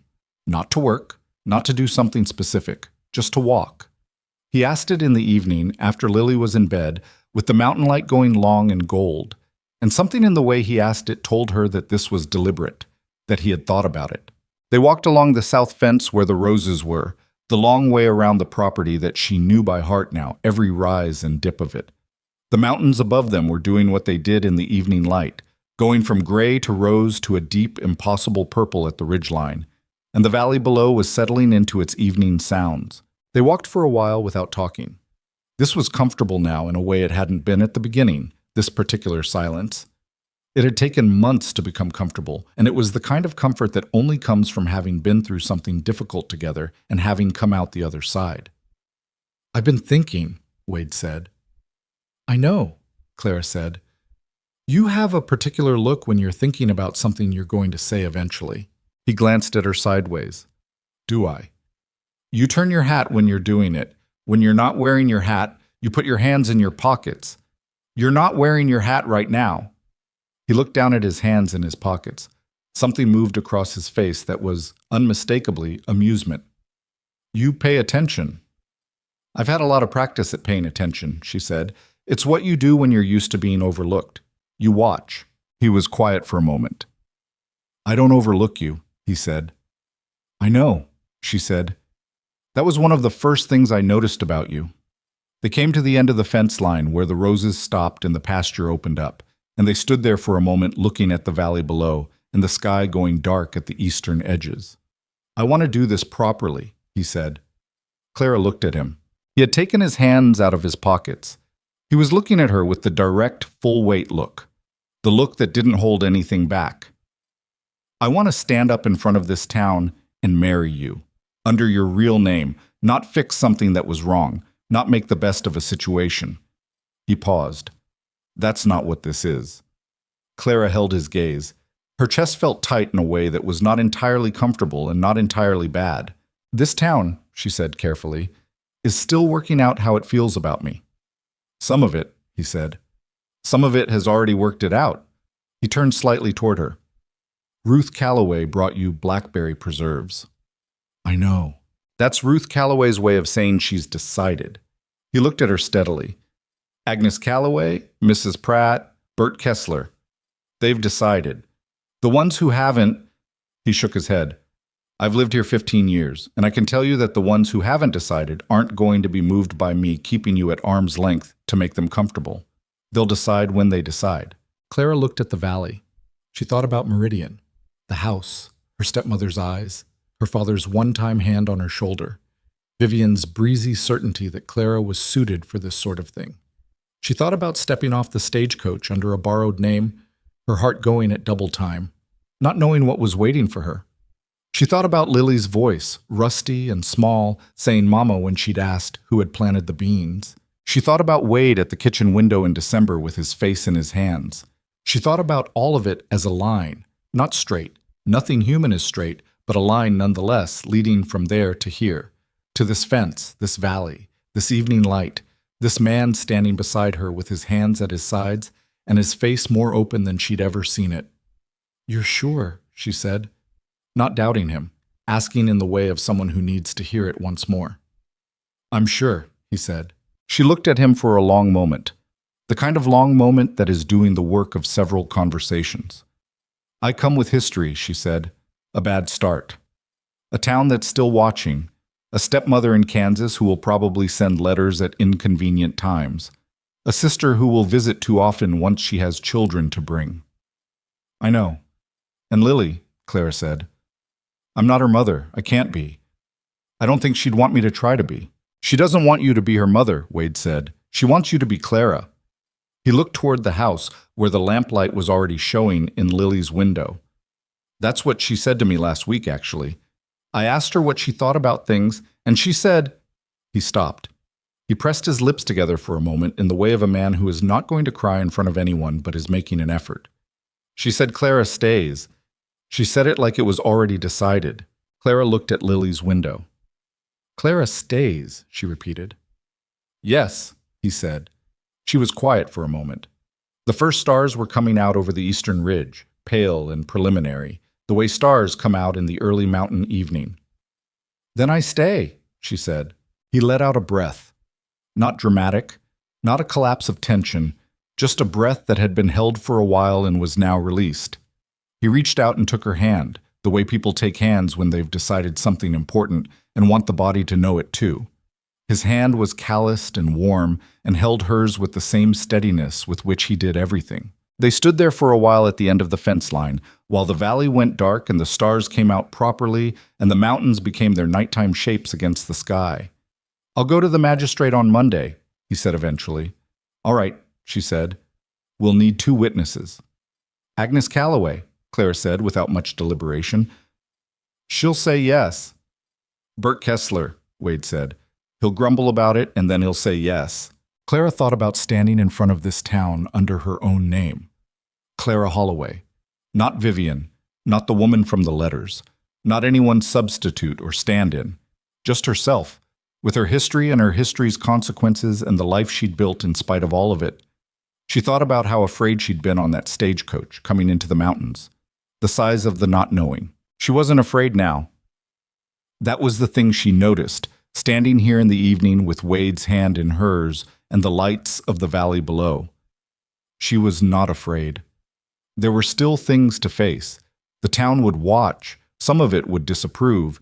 She would have to stand up in front of it and be Clara Holloway out loud, and that would take something from her, the way things that matter always take something. But the being here, the fact of the ranch and Lily's lamp in the window and Wade beside her, that was real in a way that made the fear feel small. Not nothing. Small. "Wade," she said. When I got off the stagecoach," she said, "when you met me at the station, you had a look on your face when you realized I wasn't what you expected. I've wondered ever since what you were thinking." He was quiet for a moment. She waited, curious rather than anxious, which was itself a kind of measure of how far they had come. "I was thinking," he said slowly, "that something had gone wrong with the arrangement. And then," he paused, "and then you said silence didn't bother you. And I thought," he stopped again. "What?" "I thought that was either true or it was the most well-chosen thing anyone had ever said to me." He looked at her. "I wasn't sure which. I wanted to find out." Clara looked at the mountains. "And now?" "Both," he said. It was both. She thought about that, about how a true thing and a well-chosen thing could be the same thing, how honesty and intelligence were not in opposition, how sometimes knowing what to say and meaning it were not separate skills but the same one. She squeezed his hand once, and he squeezed back. And they stood there until the dark was complete and the stars were fully out, and the valley below them was a scattering of lamplight in the mountain quiet. And then they walked back to the house together. Monday came. The magistrate's office was a single room at the end of Blackstone's main street, presided over by a man named Harlan Webb, who had the air of someone who had seen enough frontier irregularities that very little surprised him anymore. He listened to the request with his hands flat on his desk and looked at both of them with the measuring attention of a man in his position, and he said, finally, "The name to be registered is Clara Holloway." "That's correct," Clara said. "And you," he said to Wade, "understand the full circumstances of the—" "I understand everything," Wade said. "I'd like to proceed." Harlan Webb looked between them. Then he opened his register. "Date requested?" "Saturday," Wade said. "The 14th. "That's market day," Webb said. "Yes," Wade said. Webb looked at him over the top of his register. He was a man who understood implications, and the implication of choosing market day, the day the whole valley came to town, was not lost on him. "Right then," he said, and wrote it down. The paper was filed, the date was set. Agnes Calloway said yes, as predicted, with a brightness that suggested she had been hoping to be asked. Bert Kessler said he didn't see why it had to be a Saturday, and then said yes. Clara went home that evening and sat at the kitchen table with the account books open in front of her, because there was a quarterly filing that needed doing, and the work was the work regardless of what else was happening, and after a while Lily came and sat across from her and watched her add the columns. "What are you doing?" Lily said. "The quarterly accounts," Clara said. "Your father's feed costs are slightly higher than last year. I'm trying to work out whether it's the supplier or whether we've increased the herd more than I'd accounted for." Lily considered this. "Which is it?" "Both, a little," Clara said. "That's usually the answer. It's rarely one thing." Lily nodded, accepting this with the gravity she applied to practical information. She was quiet for a moment, watching Clara's pencil work down the column. "Are you going to have a new name?" she asked. Clara looked up. "Yes," she said. "After Saturday, my name will be Clara Mercer." Lily absorbed this. "That's the same as mine," she said. "Yes," Clara said. "It is." Lily looked at the accounts ledger, then at Clara. "Okay," she said. "Just that. Okay." With the tone of a child who has heard something that was already assumed and is now confirmed. She got up and went to find her book, and Clara watched her go and then looked back at the ledger. The quarterly accounts needed finishing. Saturday was 5 days away. There was flour to buy, and a barn door hinge that was still slightly off, and a letter from Vivian in Louisville that needed answering. Life was full of the ordinary insistence of itself, pressing in around the important moments, demanding to be attended to. Clara had always found that steadying rather than frustrating. The accounts were real. The hinge was real. The letter from her sister was real. Saturday would be real too. She went back to the column of figures, and the lamp burned steady, and outside the window the valley went on being itself, enormous and indifferent, and if you'd lived in it long enough to know its rhythms and its tempers, something close to home. The Saturday of the 14th came in clear. Not the theatrical clear of a story that has decided to be kind to its characters, just ordinary clear, the kind of June morning the mountains produced when they were in the mood. Blue sky from ridge to ridge, and the air still cool enough at dawn to need a shawl before the sun got serious. Clara was up before the light fully arrived. She had slept badly, not from dread, but from the particular alertness of a body that knows something significant is approaching and refuses to fully stand down. She lay in the dark, listening to the house settle and the cattle move in the lower pasture and the first birds beginning their argument in the pine trees along the north fence. And at some point she stopped trying to sleep and got up. She made coffee.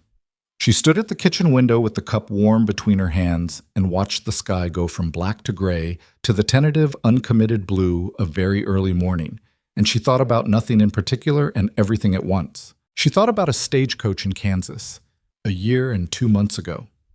The leather strap above the window, her knuckles white. The mountains ahead of her like a wall between the life she'd had and whatever came next. She had been so afraid on that coach. Not the sharp fear of immediate danger, but the deep, structural fear of someone who has always been peripheral, who has always been the one standing to the side while the important things happened to other people, and who has done something so far outside the boundary of peripheral that there is no road back to where she started. She had not known then what she was capable of. She had known she could cook and manage accounts and stay quiet when quiet was needed. She had not known she could cut roses back to Bear Cane and trust them to return. She had not known she could sit across a table from the man she had deceived and tell him the truth without softening it, could hold his anger without flinching, could stay in the space between what she'd done and who she was and let him work out the distance between the two. She had not known any of that about herself because no one had ever given her a situation that required it. This was the thing she turned over in the early kitchen light, with the coffee going slightly cold in her hands. The people who had shaped her early life, Dorothea, her father, Vivian, in her easy golden way, had not been trying to diminish her.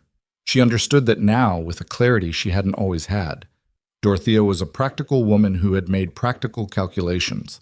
Her father was a weak man who had loved in the limited way of weak men. Vivian had simply been so accustomed to the light falling on her that she'd never thought to wonder what it was like to stand in her shadow. None of them had looked at Clara and thought, "Here is someone to be crushed." They had looked at Clara and thought very little at all, and that was its own kind of damage.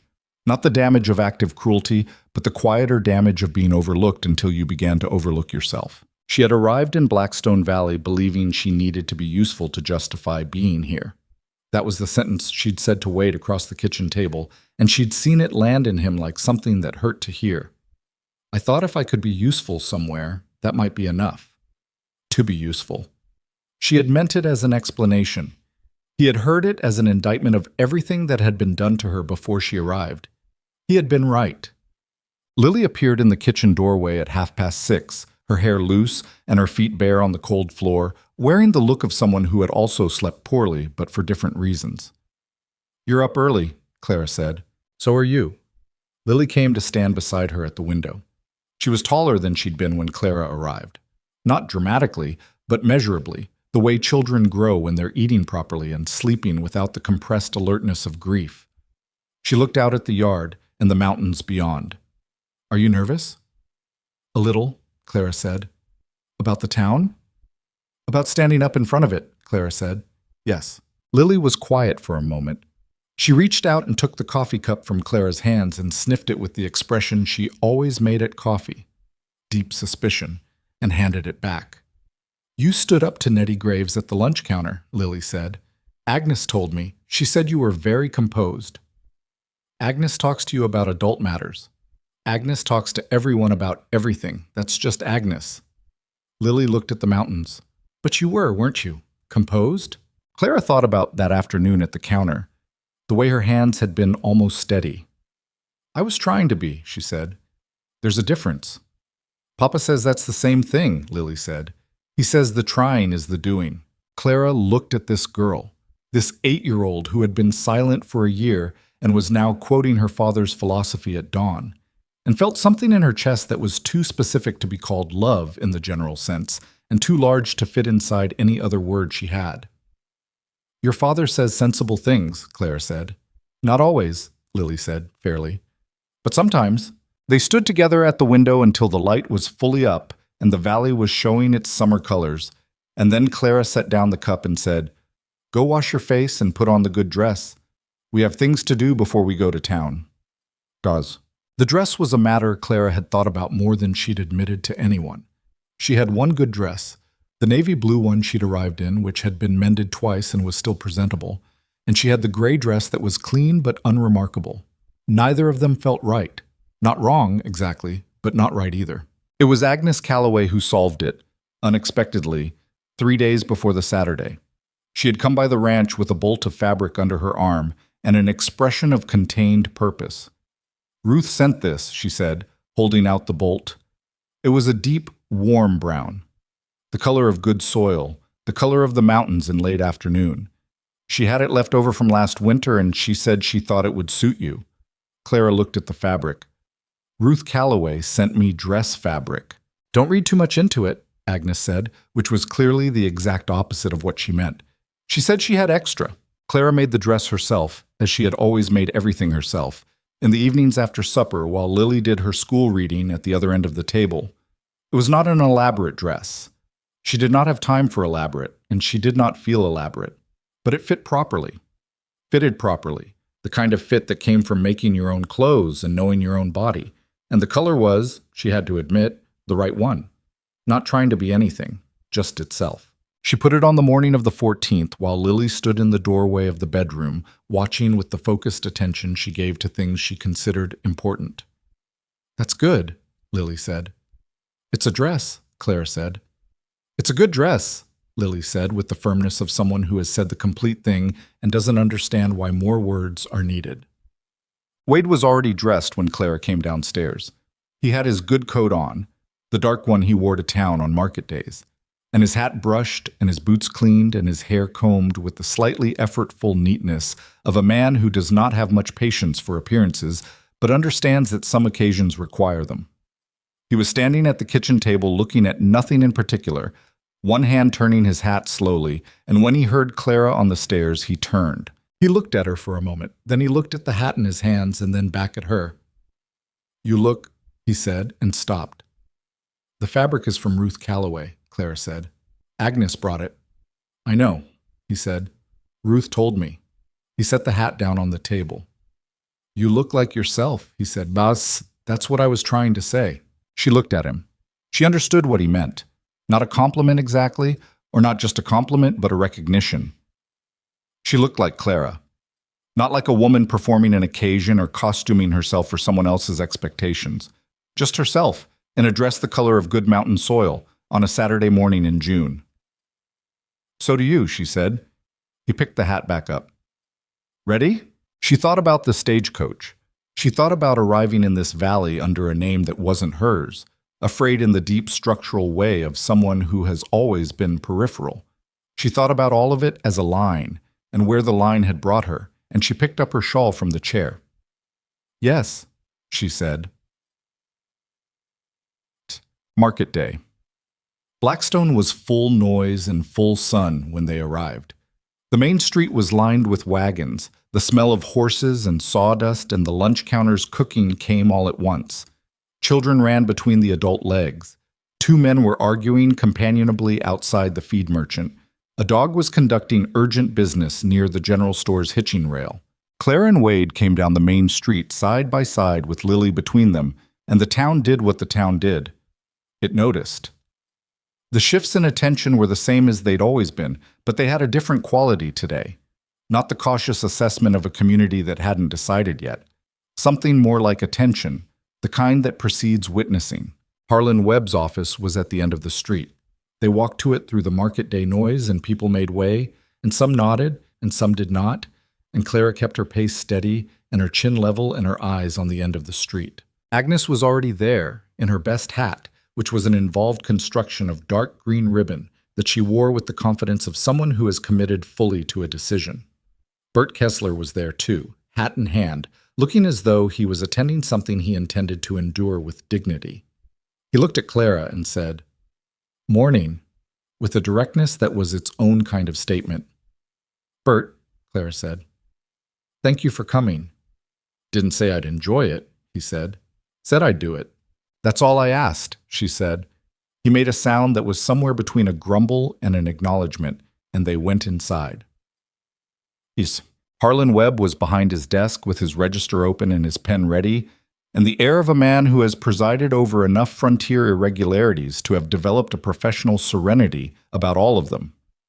He looked at the party assembled in his office: Clara, Wade, Lily, Agnes in the green hat, Bert with his dignity, and he said, "All right then, let's begin." It was not a long ceremony. The frontier did not go in for length in its official proceedings, and Harlan Webb was not a sentimental man. He read the required words in a voice that was measured and clear. He asked the required questions. Wade answered them in the steady, unhurried way he answered things that mattered to him.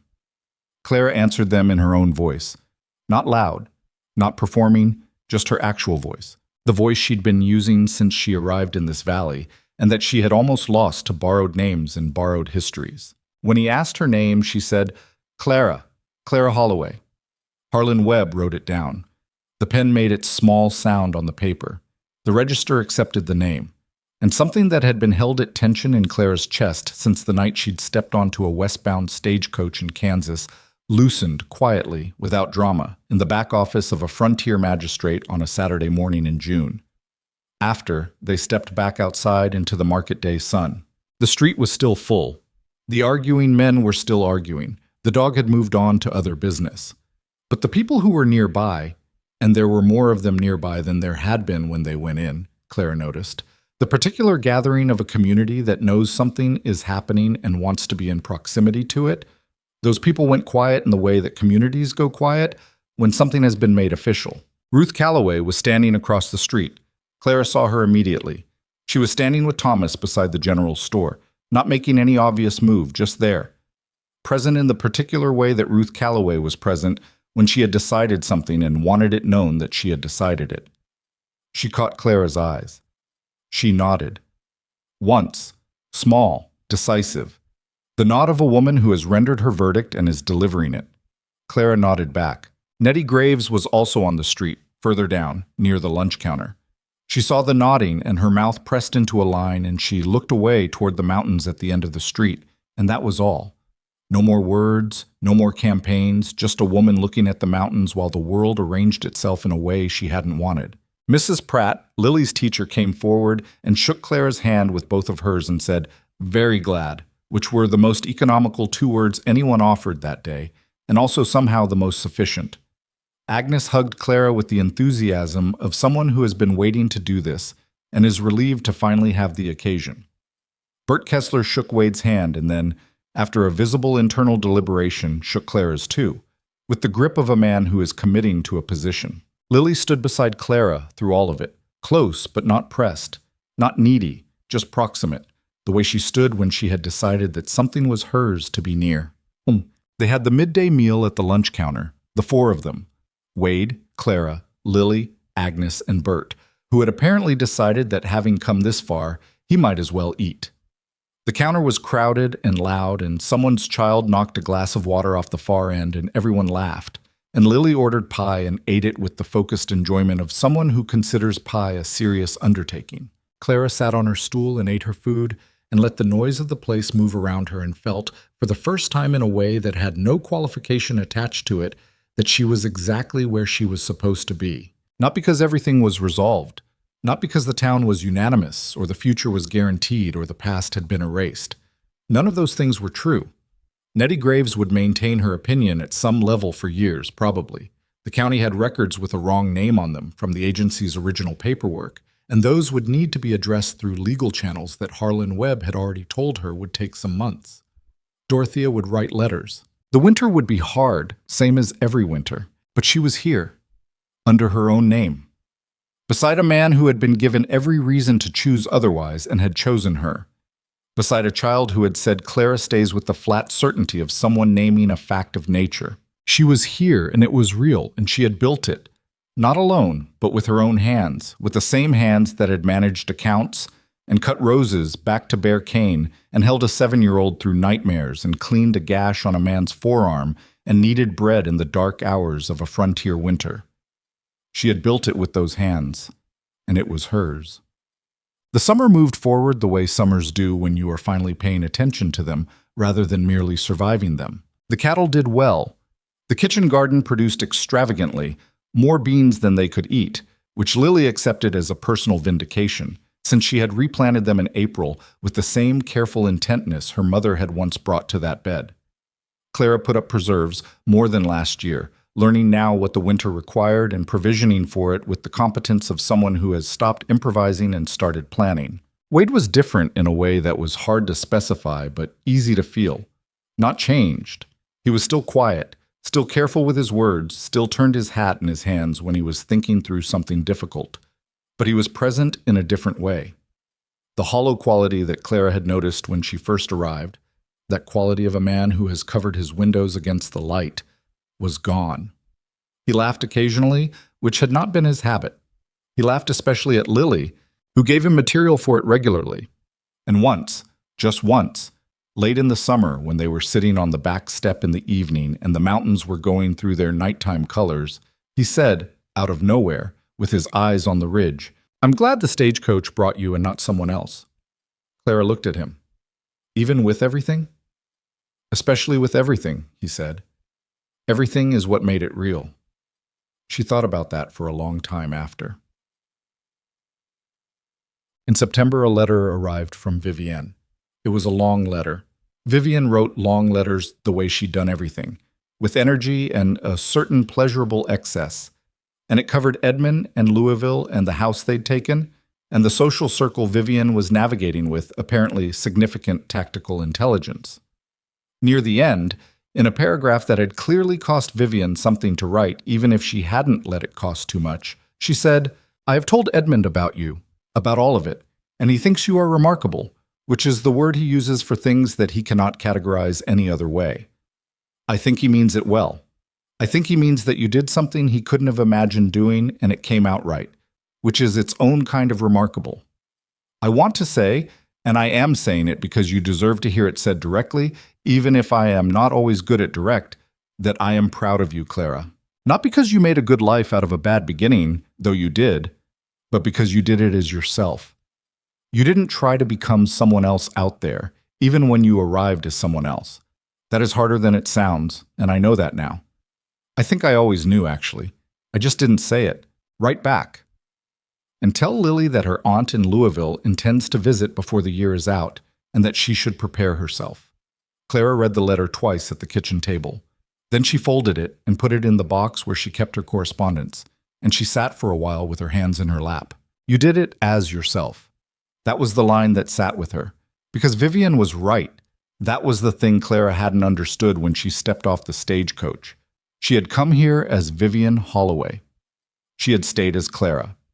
Not because she'd planned it that way, not because she'd had a strategy, but because who you actually are has a way of asserting itself regardless of what name you're wearing. The work she'd done, the care she'd brought to the accounts and the garden and the child and the difficult man, none of that was Vivienne's. All of it was hers. She had carried herself into this valley under a borrowed name, and the self had won out over the borrowing. Eventually, imperfectly, at considerable cost, but won out. She thought about that not as a lesson with a clean moral, because nothing about it was clean.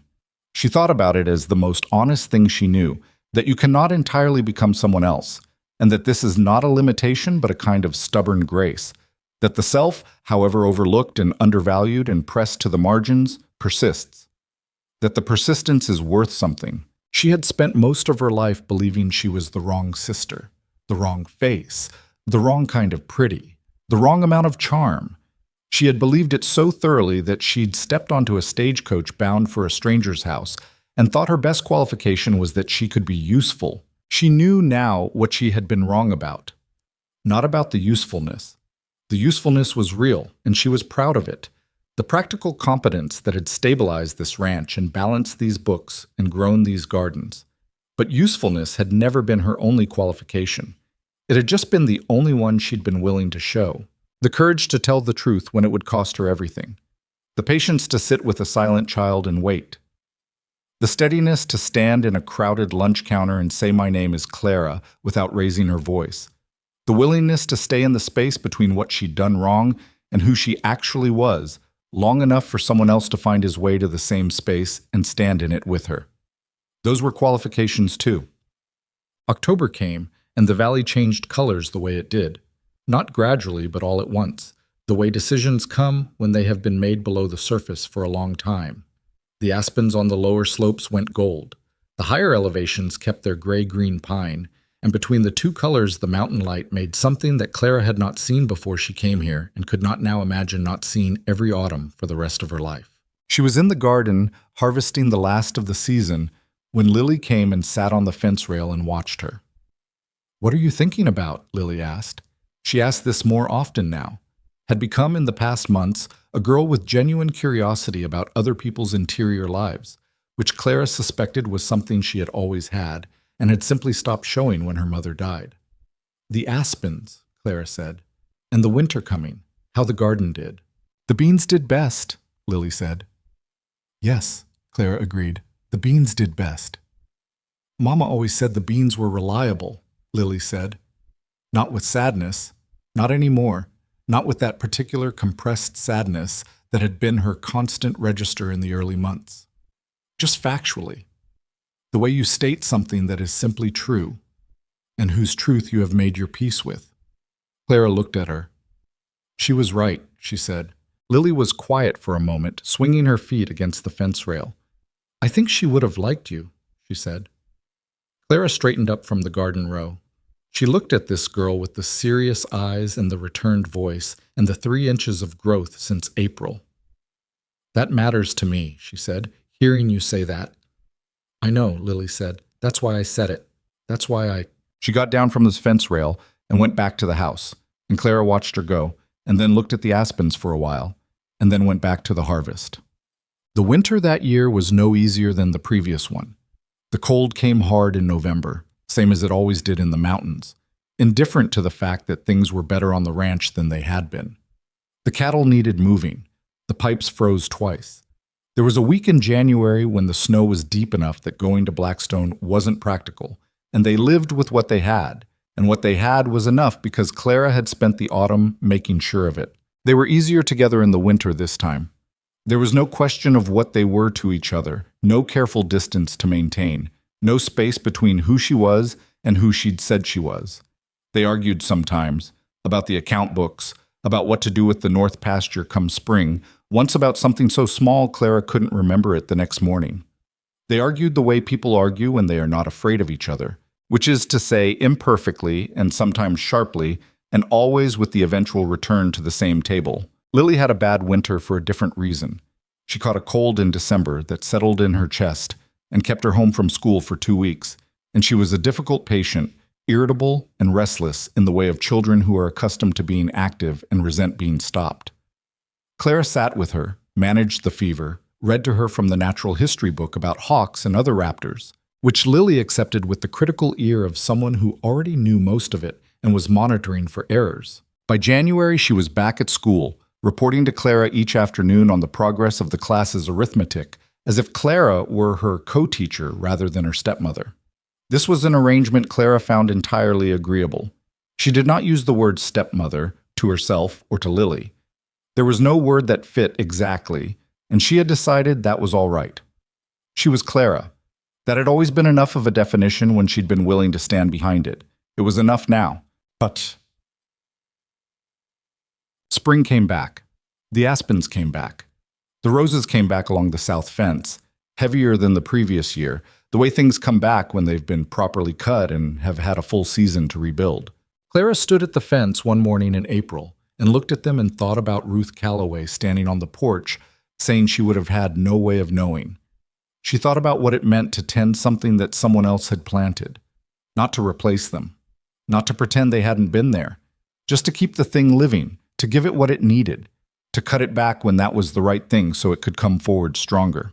That was what she had done here, she thought.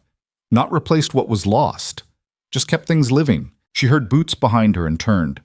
Wade was coming from the barn with his hat on and his coat already showing the morning's work.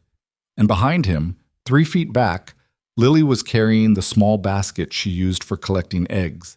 And behind Lily, tumbling slightly in the way of a person who has only been walking for 7 months and considers falling to be a minor administrative inconvenience, was the youngest member of the household. James Wade Mercer was 14 months old and had, in the way of small children who have been surrounded from birth by people who talk to them constantly and expect them to keep up, opinions. He had opinions about eggs and about hawks and about the south fence and about the hat on his father's head, which he regarded with a proprietary interest that suggested he intended to claim it eventually. He spotted Clara and changed his trajectory toward her with the committed, listing walk of the very small, and she crouched down and caught him before he could tumble into the fence post, and he grabbed her collar with both hands and said, emphatically, the word he had been deploying for 3 weeks with increasing precision, "Mama." Clara held him and looked over his head at the mountains. She had thought, when she first understood she was pregnant, that she would feel something uncomplicated about it. Simple happiness, maybe, or simple fear. She had felt neither.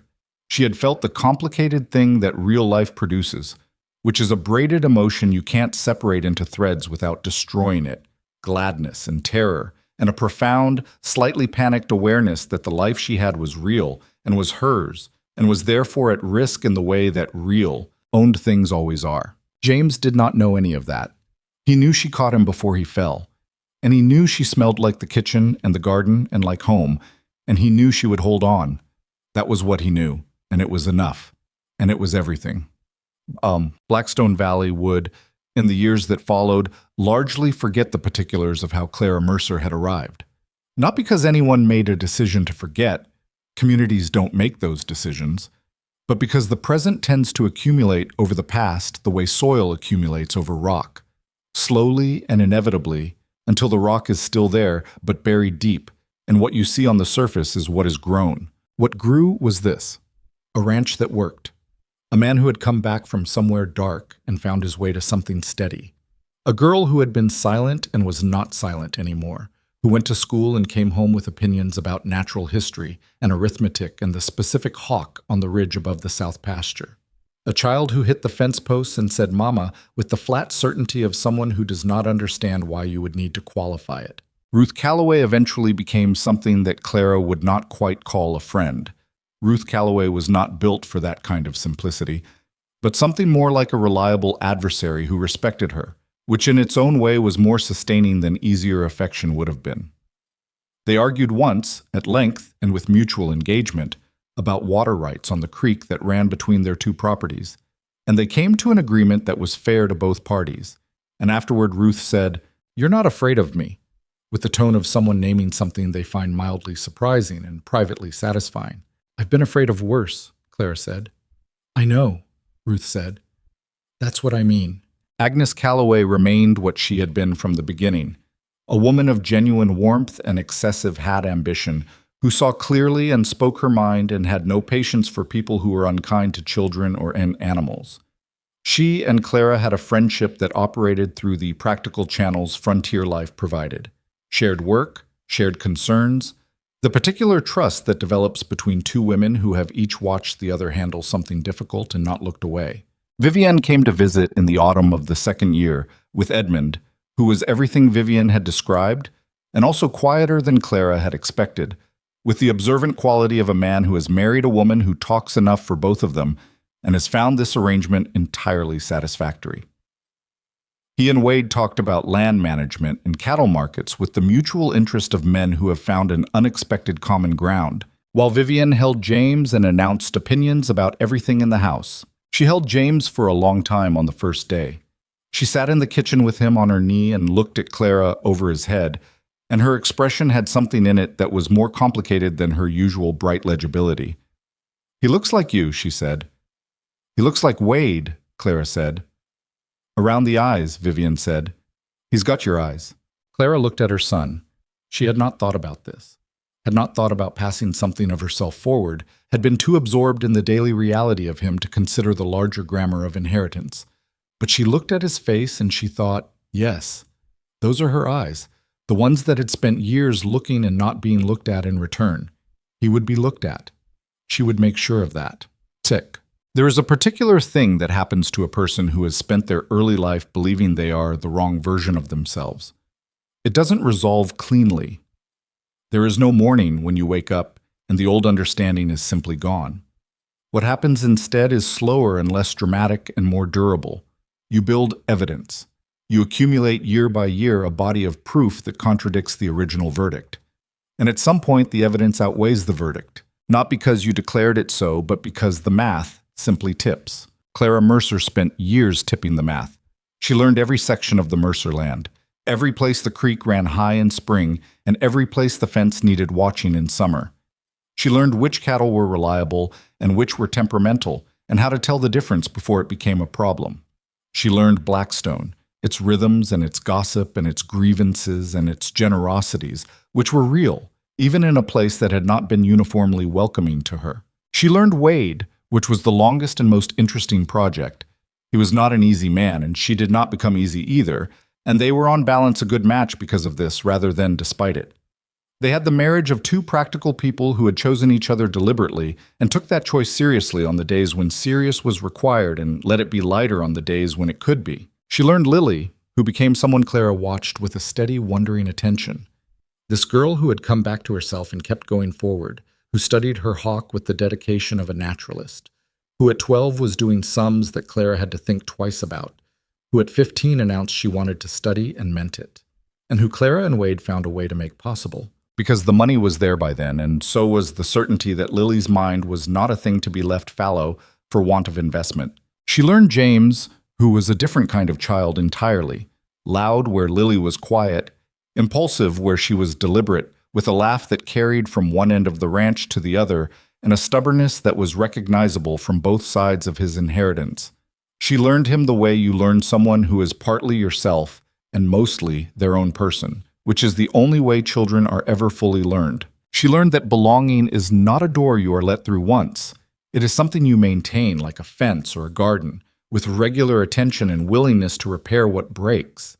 She learned that the people who had overlooked her in Meridian were not, in the end, the definitive authority on what she was worth.